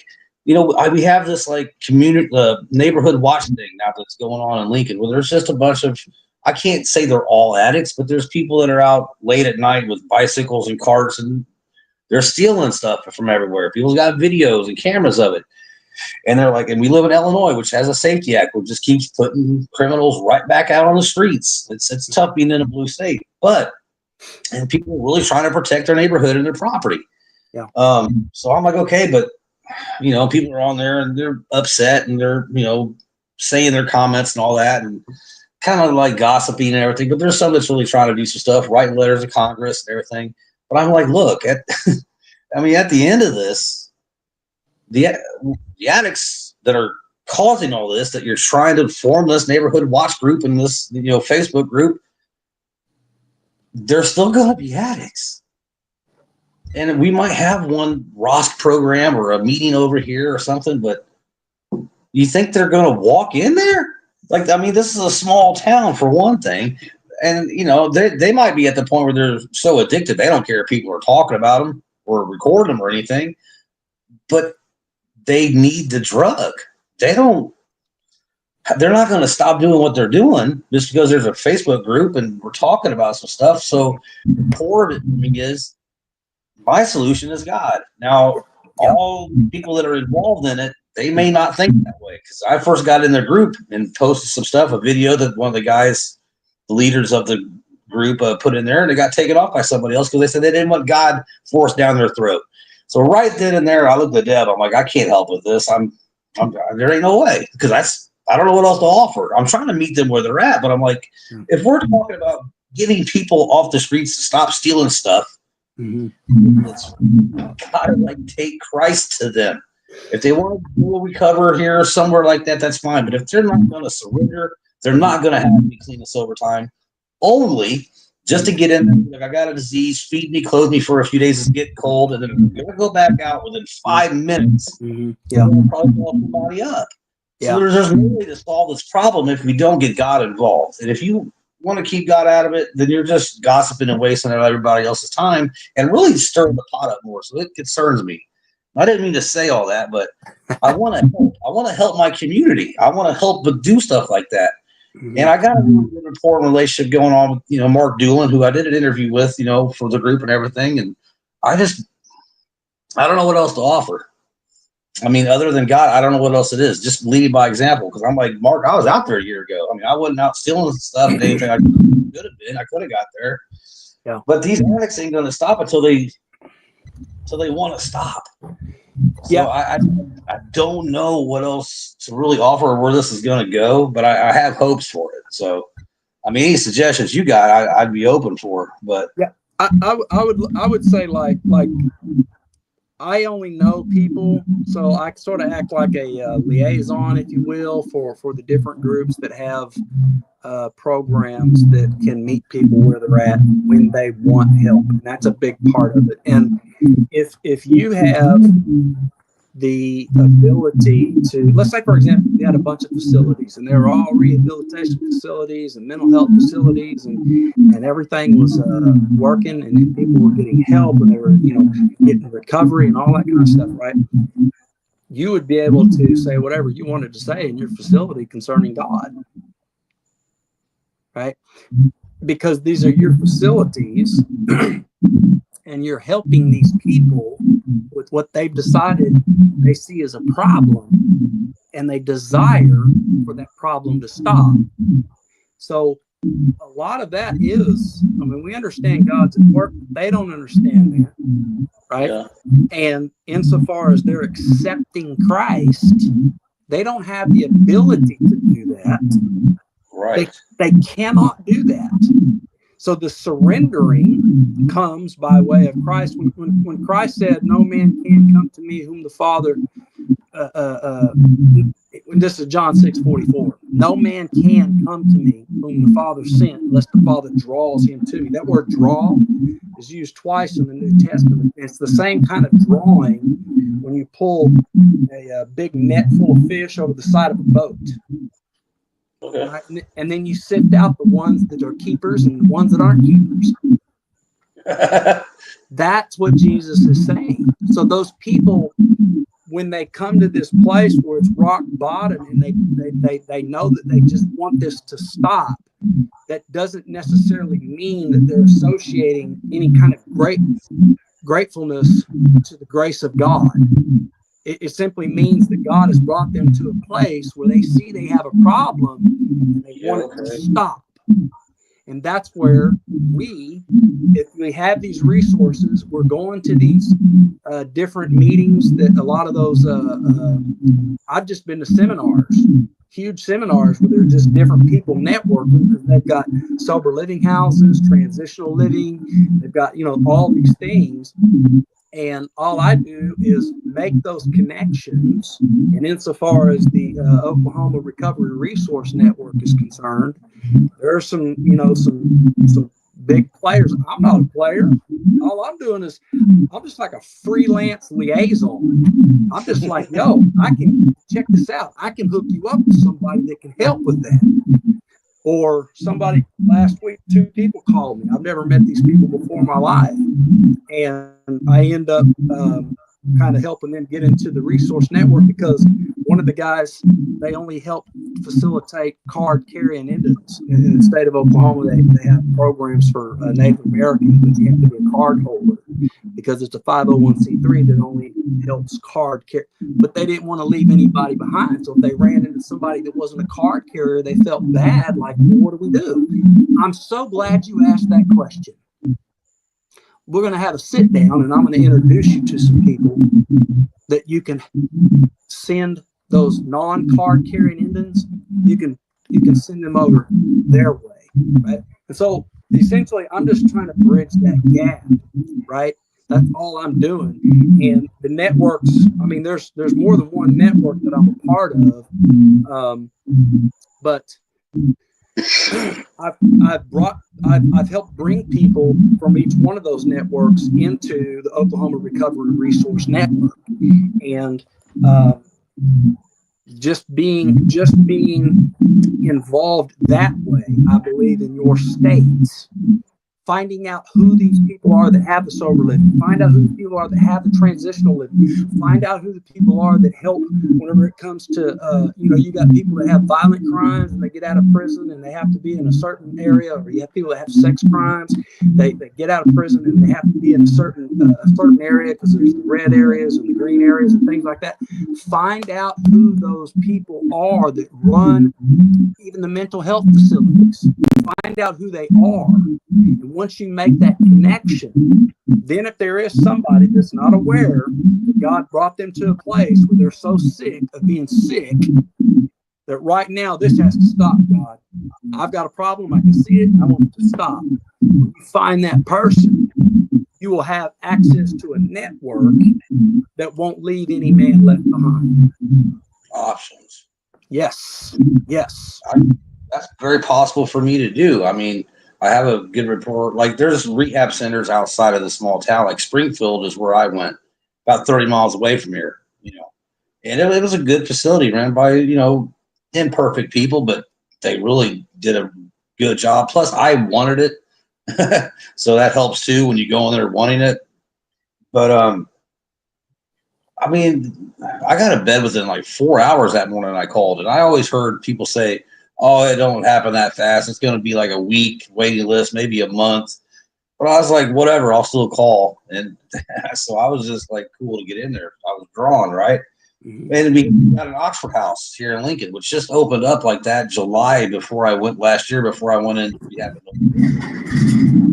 I messaged or wrote me a letter, and I was like, "Sweet!" I didn't want to go to an Oxford House outside of like Lincoln. Well, that didn't last too long, but I mean, that's two kind of connections I could, try to like. If somebody comes up to me, if there's a position where like some addicts, like, man, okay, I don't want to be on these video cameras and stealing all this stuff all the time. What do? I don't really know about the God thing, but I'm like, okay, because I just said God is in all recovery, so I don't need to like put that out there. God's like, hold on, don't bury the lead. Chill out for a minute. Here's where I want you to take him. You can go here, you can go there. Gateway. There's a Ross program. There's like a homeless shelter type of thing over here on Fifth Street too. So you need to have all those resources. You need to know what I thought. Your phone needs to have those numbers. Yeah. And the thing is even though those might be I think you just rattled off like 8 different outfits. What I'm saying is that within those outfits, they probably know 8 other outfits. Right. It's spawned the tentacles out. That's what I mean? That's how you have to get connected in this thing. That would be the important step to start throwing in that neighborhood watch Facebook group. Well, where's the resources and numbers to call for these addicts that you're taking all the videos from? Right. They're going to get arrested and be right back out there to get another video. So, God. No, I feel a little bit, I mean, I appreciate that, but it feels like I should have kind of known that. That's all right for me. I'll admit, like, well, kind of complaining, and the answer was really in the complaint, to be honest with you. Right. All right. That's good, man. I don't mind some egg on my face now and then, but I mean, you gave me a solution. You're like, well, what worked for you? You went to rehab, you went to Oxford House, the Ross people. There's other things going on at the meeting over here. We got a what do they call that? Aftercare. When you get out of rehab and they send you somewhere to go for a while. Transition. Yeah. It's more like a task work thing where you do some meetings and some more like post work. Mm-hmm. So, I mean, for a town of 15,000, we got a little bit more, than I thought. It's just, I was thinking like God too much, but like sometimes he gets them there through other methods. That's still all him. So, okay. Yeah. And in that, what I'm saying is that what I do is I take that opportunity to speak to those people about Christ and what Christ has accomplished. And because I'm speaking from my own lived experience, they can't take that from me. Right. And I think one of the most important things is if they're like, well, what are you going to do for me? What are you doing? And you're like, well, I've been this, I've done that. I've actually been worse in your situation, but I'm not going to say that. Yeah. So we can relate to you. That makes them feel instantly not alone. Even if they still have some commitment or resentment, they're like, well, all right, this worked. Then what'd you do? And you're like, well, I did this. And okay, my life got right. My life got a little bit better. It's just like, dude, it's not really all that different. You know what I mean? But that trust, because addicts can't trust themselves. Mm-hmm. They lie to themselves. They feel like they're getting lied to, and they can't trust anybody. Wow. So what do I do, Jim? Let's go. Like, you gotta kind of sell them with truth. Yeah, so our lived experience is why social scientists that only have a general knowledge based on studies that are whack for the past 50 years, like the Mental Hospital 1953 on YouTube, right? That they don't have the lived experience. To be a P.R.S.S, you have to have a lived experience, or they're not going to hire you. And that lived experience will be found in mental health hospitals, prison. You're going to have a record that shows you actually have a lived experience. So you can't even be a P.R.S.S if you don't have a lived experience, right? and so that's, you said a while ago, that's what people, they can relate. And that is the difference between us and those social scientists that just have that fancy degree that says they know how to define things. We actually have been in that definition, and we actually know what that definition feels like. The literal trenches. Yes. Foxhole, the front lines of addiction and relapse and recovery. Absolutely. And for a lot of people, life is still unmanageable after they stop drinking and drugging. It's crazy. So they're like, well, what the hell is the difference? And actually, stuff got harder for me. Now I got to. It's like this is what I didn't want to deal with. Yeah, like what? I mean, I kind of placate that, but it's just like that's still. I mean, just normal life sometimes for people is just like, ugh.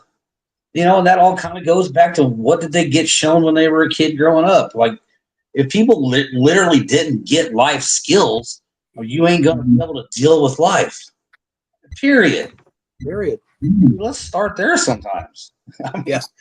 I mean, because like you can understand God at the same time you're understanding who you became because you didn't have all the necessary things that most normal people would get. Like the nuclear family, there's examples, discipline, work ethic, all this stuff. Yeah. I mean, if you don't have that, I was raised in low income housing with my mom who got a muscle disease, no brothers, no sisters, no father figure. Bro, I had to wing it. I had to make up stuff just so I would have something. And I know that's like a woe is me type of story, but it's like I didn't know what to offer because I didn't get a whole lot. And that's not my mom's, blame or nothing. But you have to blame her. But you get to mid-20s and you're like, okay, get out there and get you a car and a house and should be almost married by now and have all this going. What do you mean? I feel like I just got spun around 100 times out of that gravitron and then just thrown out the door. And they're like, you walk a straight line and you better get everything. I'm like, man, I have no idea what I'm doing. So I just made up stuff for years. Yeah. It got exhausting, Jim. Bro, what you just described is what happens in Oklahoma prisons. They send you to these places. Shit, I would have strived. And then it's like, okay, you're getting ready to discharge, and then you're just shoved out into this world. Prisons are a different world in a different universe. Yeah, almost like a time standing still type of deal too. And once a person, for the most part, once they discharge, they're walking into a world that has a reality that isn't like me making stuff up as a child just so I can say, I'm having stuff or having fun or whatever. They're walking out of there with life skills that they picked up concerning survival in prison. They're going out into the free world with the training that they received concerning survival in a prison. And we're okay with that. And then we sit here, recidivism, they must have just wanted that lifestyle. But I didn't grow up wanting my mama to be a prostitute so we could pay bills. It was just, that was my normal. That was normal to me, right? I just wanted my mother's affection. And I didn't care. I didn't care what she smelled like when she came home. I just wanted her affection, right? So that was my normal. But when a person carries that with them into a world that doesn't have that in the Ozzie and Harriet life, then now we're not, and we don't even want to try to bring Ozzie and Harriet to the hood, or obviously they don't want to hang out with crack addicts. They don't want to hang out, right? But my point is when a person's trying to discharge from that life into a world that is really kind of unfamiliar and it's reality, it's not easy, especially when you don't have the training. When you don't have the training to go into what we consider normal, right? It's this normal state, like even basic stuff. But I mean, you come out and I've never been in prison, so I can't talk like I have. But my thought would be like how you described it, like you're in immediate conflict mode. Every way you act, and is going to be like, they say that there's some people come out with that prison look still on their face. They carry that forever from watching their back all the time or something, always on guard. that's not really flowing with, normal society for the most part. So now they're always they're getting the looks because, well, this guy's looking like he's going to attack me. And he's just having that look because he don't want to get attacked. I don't know how some of them can unlearn that stuff. Well, and that's the thing. If we're going to put people in prison with mental health issues, and obviously you got a mental health issue if you're out there committing crime and you can't get away from the addiction and you're using the addiction to cope with whatever it is that you're trying to run away from, right? The prisons, if they're not going to facilitate for treatment, one of the prisons that I was at, they had 1,000 residents, but they only had 2. There was one lady that was a psychologist, and the other one was like a assistant to the psychologist. But those are the only 2 people that they had for 1,000 people, right? And listen, over 700 of that 1,000, over 700 were taking psychotropic medications. Now I know why they were there. So there's nothing that can be done with just 2 people to facilitate over 700 people for the amount of time that they have to do in prison. You think that they're going to get rehab? There's certain programs that people take whenever they go through. I was court ordered by a judge. I went to Griffin Memorial Hospital. They didn't let me leave for over 60 days until they felt like I was functional, right? But there was a whole process. There was a weekly process of me going to these classes and me listening to what PTSD is, and listening to some of these, we call it stinking thinking, but it's really more like having unrealistic thinking that isn't like, it's not the cognitive misunderstandings, misfires, and so there's this process that you go through while you're taking medication. Like I don't make, my body doesn't produce serotonin like it's supposed to, and the reuptake gland in the midline of my brain, it doesn't process serotonin like it's supposed to. So take my medication away from me, and it's like taking insulin away from an insulin-dependent diabetic, right? I am going to have a serious problem, and I have. They've had me on medication before that worked great for 6 months, and then all of a sudden I had a schizoaffective moment, and I don't remember anything. They said you did this, and this, and the whole time they're describing somebody who seemingly knows exactly what they're doing, because they look like they know what they're doing. But a schizoaffective moment, you have no clue. So what did they do? They took me off of that medication. Yeah, but that's just like blackout mode, right? And you're talking like long periods of time with that? Like how long would that go on? Or I mean, how long did they tell you it went on? Hours until they got me sedated, basically. The cell phone stuff, is it threats to other people? Yeah. You don't got to do that really, but like you got told how you were and what you did, so. Yeah, and I don't have the you don't have any recollection of it, so it's just what you heard is not your memories, but just the scenes of what they told you. Yeah. And that's because you were on a medication or off of one.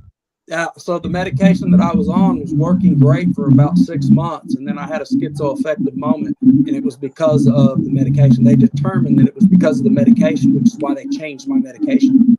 And that's the thing about whenever we come to mental health issues, a lot of times medications that help people don't help another person. Like this one's helping, and we know that this helps with it, but there's something chemically different about this person, so that medication may or may not work for a while. So there's no way for a person to say this is what you have to take for that, because it's not the same. It's like we're talking about recovery. Not everybody comes into recovery the same way.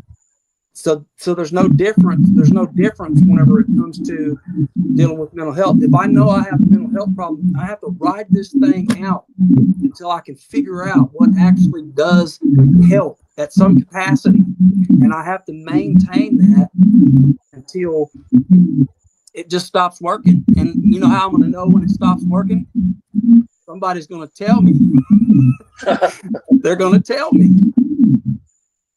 I mean, God bless that they do. Well, a lot of people, they just end up in prison because they've had some kind of schizoaffective moment, and people think this person knows what they're doing. They look like their faculties are all there, and they're just committing this crime or doing this gross act of whatever they're doing, right?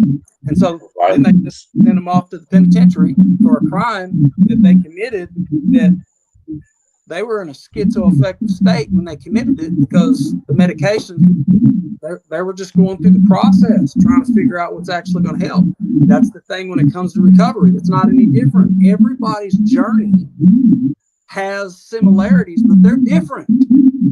Yeah. Well, it's like a friend of mine, Jeremy Wursler. He said this, and I think I heard it from him, and I thought it was described fantastically. He said everybody's recovery is like fingerprints. I mean, they look the same, but they're all different. Yeah. I was like, I do that. I was giving credit for saying that. Yeah, for sure, man, for sure.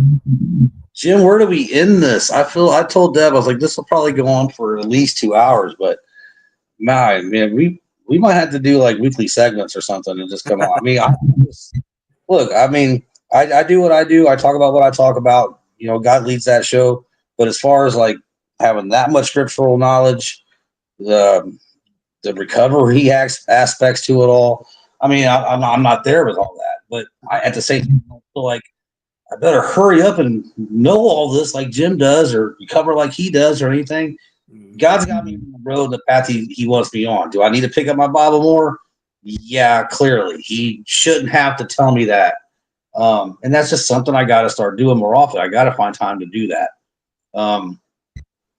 But it's just, you know, I love having these, because it's just like I get, you know, little messages here and there. We talk a little bit, but then sit down 2 hours. It's like, well, here's this person. I'll never know your whole life. I'll never know all of it. But the stuff you shared with us tonight, I thought was absolutely powerful. I thought it was informative, somewhat horrific a couple times. But that was Jim Biggs. That's what was going on.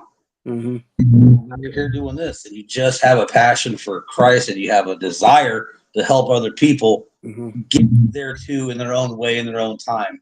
It's just incredible. I just want to ask you, you know, what's some last things you want to tell everybody? You know, leave us with some words, and then if you pray us out. But I don't think I've heard you pray yet. I'd be honored if you did it. Yeah. So what I would tell people to hopefully to leave away, whether they're in the faith or they're not in the faith, there are people that are in the faith that are on this journey, and there are people that are on the journey and they're not in the faith, but they're on this journey concerning recovery, right? And recovery, sometimes there's a relapse. Guess what? That's a part of recovery, right? And so whether a person has accepted Christ or they haven't accepted Christ, you're still on this journey concerning recovery, right? And we're not going to agree on everything. But we also know that in this journey, this path, when it comes to expressing, you know, the horrific things in your past and the things that brought you out of the muck and the mire, we can share that and relate to it. And in that, we get the opportunity to express who Christ is and what he's accomplished. And people don't ever feel like we're just preaching at them, because they know we're in the same recovery mode. We're trying to lean on God to maintain this recovery. And for me, I think the greater recovery is concerning my mental health. As far as cocaine is concerned, I don't have a desire to use cocaine. at all. I don't have a desire to use meth at all. But my mental health, probably because of the things that I did when I was younger and the experiences that I had, it has affected my brain. It's literally like, playing football and getting your helmet cracked 100 times over. It's left that kind of damage. And so what I would tell folks is that leaving out of here, take your mental health serious. Take serious the mental health of other people, because when we're talking recovery, it's broad. It's not just alcoholics and cocaine addicts. Recovery deals with how their faculties function, right? And the choices that we make. So consider your own mental health. Consider how you facilitate and support and encourage and share and validate. Consider how you do those things. And while you're doing that, if you find out who's running an outfit that helps in any kind of recovery, drug addiction, mental health issues, find out who these people are, and then find out who they know. That way, when there is somebody that's come to that place where they're like, dude, I can't keep doing this. I am sick of doing this. You can say, you know what? I'm so glad you're telling me, because I've got a network, right? So leaving out of here, really focus on your mental health, focus on other people's mental health, and focus on how we translate what it is, the gospel, but how we translate. There was an artist, a famous artist, Michelangelo. He said, people rarely remember what you say to them, but they never forget how you make them feel. Yeah, I've heard that. That's profound, really. So what I would say is, keep that in mind. Obviously, Christ is at the forefront of that, but we know that recovery doesn't always, even people who are born again, they still commit suicide. Right? People that are born again, they still have struggles whenever it comes to recovery. Right? We have to be there. We have to be in that gap. But we have to make sure that our mental health is safe for us, because if it's not safe for me, it's not safe for you. Right? And so that's this thing concerning recovery. That's the biggest thing that I would say. And I would say that for me, I think that's what's kind of helped me and my mental health and focusing on how I can help other people, which isn't, I don't have like, houses and ministries. I'm just a freelance liaison that's just hustling and grinding, trying to get people connected, right? That's it. But other people can do that. And the more of us that do that, the more even the states start to recognize that what they're not taking serious, we are taking serious. And we're not asking for y'all's help. We're not asking for y'all's 501c3. We ain't asking for permission. We're doing it. But if we're going to do it, how we translate, how we encourage, how we share, how we express, how we support. You got to meet them where they're at too. And here's the thing with that. If I'm going to meet you where you're at, I need you to understand how it is so important that you meet me where I'm at. Yeah. Because if I'm, so that and that's what I'm saying. I have to check my mental health daily in order to share something with someone else as a lived experience that could bring some kind of enhancement to their struggle, make it illuminate more, right? And then the prayer is that people would see that Christ is the only way. There's no other way. In this recovery, it's all of Christ, or it's not recovery at all. So I would say stay focused on your mental health as we're leaving out of here. And insofar as prayer is concerned,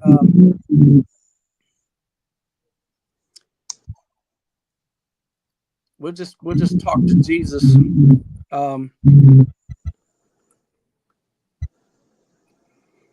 Lord, there are so many people that are struggling, coping, and we know that the only answer is Christ. We also know that if we are not leaning on you to guide us and protect us in this journey, then we'll be of no use to anyone else insofar as their recovery is concerned. So give us the desire to know who you are so that we can better know who we are. That way we can present words to people that are in recovery that make them feel like there's no other way than Jesus. Yeah. Your work on the cross is not something that you deserve, that we still deserve to this very day.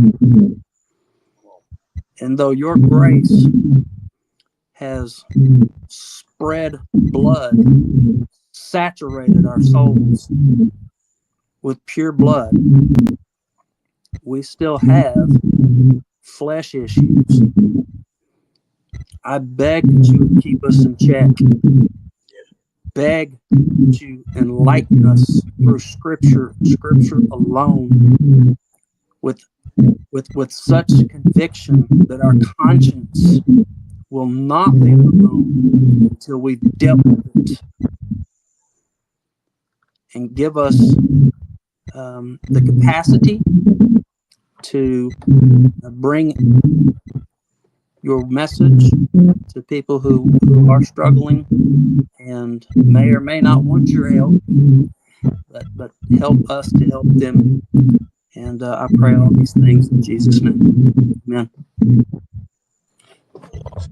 That's an awesome prayer. Jim, I appreciate this, man. There are so many moments in this that I will actually remember. I wrote stuff down. We don't deserve grace, but Jesus deserved the cross. It's phenomenal. There's so much more. I'm gonna take some time to decompress a lot of this. This might be one I definitely watch back pretty soon. I knew this was gonna be good. Deb said it too. I got to say right quick, I'm just absolutely grateful and blown away because Facebook's got billions of people on it. And it just seems to me that I'm not searching out nobody. Got this going up and down the feed. There's somebody, talk to them a little bit, and then here we go. Mm-hmm. I mean, you're one person out of so many, just like everybody else has done these. And I get something out of them so much every time. It's incredible. I just think that's all God doing that. If I try to find Jim Biggs on my own, I would have found James Scruggs or somebody else that's not who I was supposed to talk to and meet and learn from. Mm-hmm. I appreciate the fellowship that you've done. You're like, this is what like modern day discipleship looks like to me. Yeah, that's what you're doing. Freelance liaison. Mm-hmm. Well, you're trying to improve people's lives, but you're trying to save souls too at the same time. Mm-hmm. You can't save them, but take them to they can. Right. So Jim Biggs, everybody was on the spot tonight. I feel like I was on the spot many times with so many things that he's bestowed upon us. So Jim, I'm gonna get off here. I'm gonna eat, then probably crash because I get exhausted after these. I don't know why. It's like a mental workout, man. But I Deb's like, why do you look like you're giving them, like, here's my listening face. Yeah, I get it.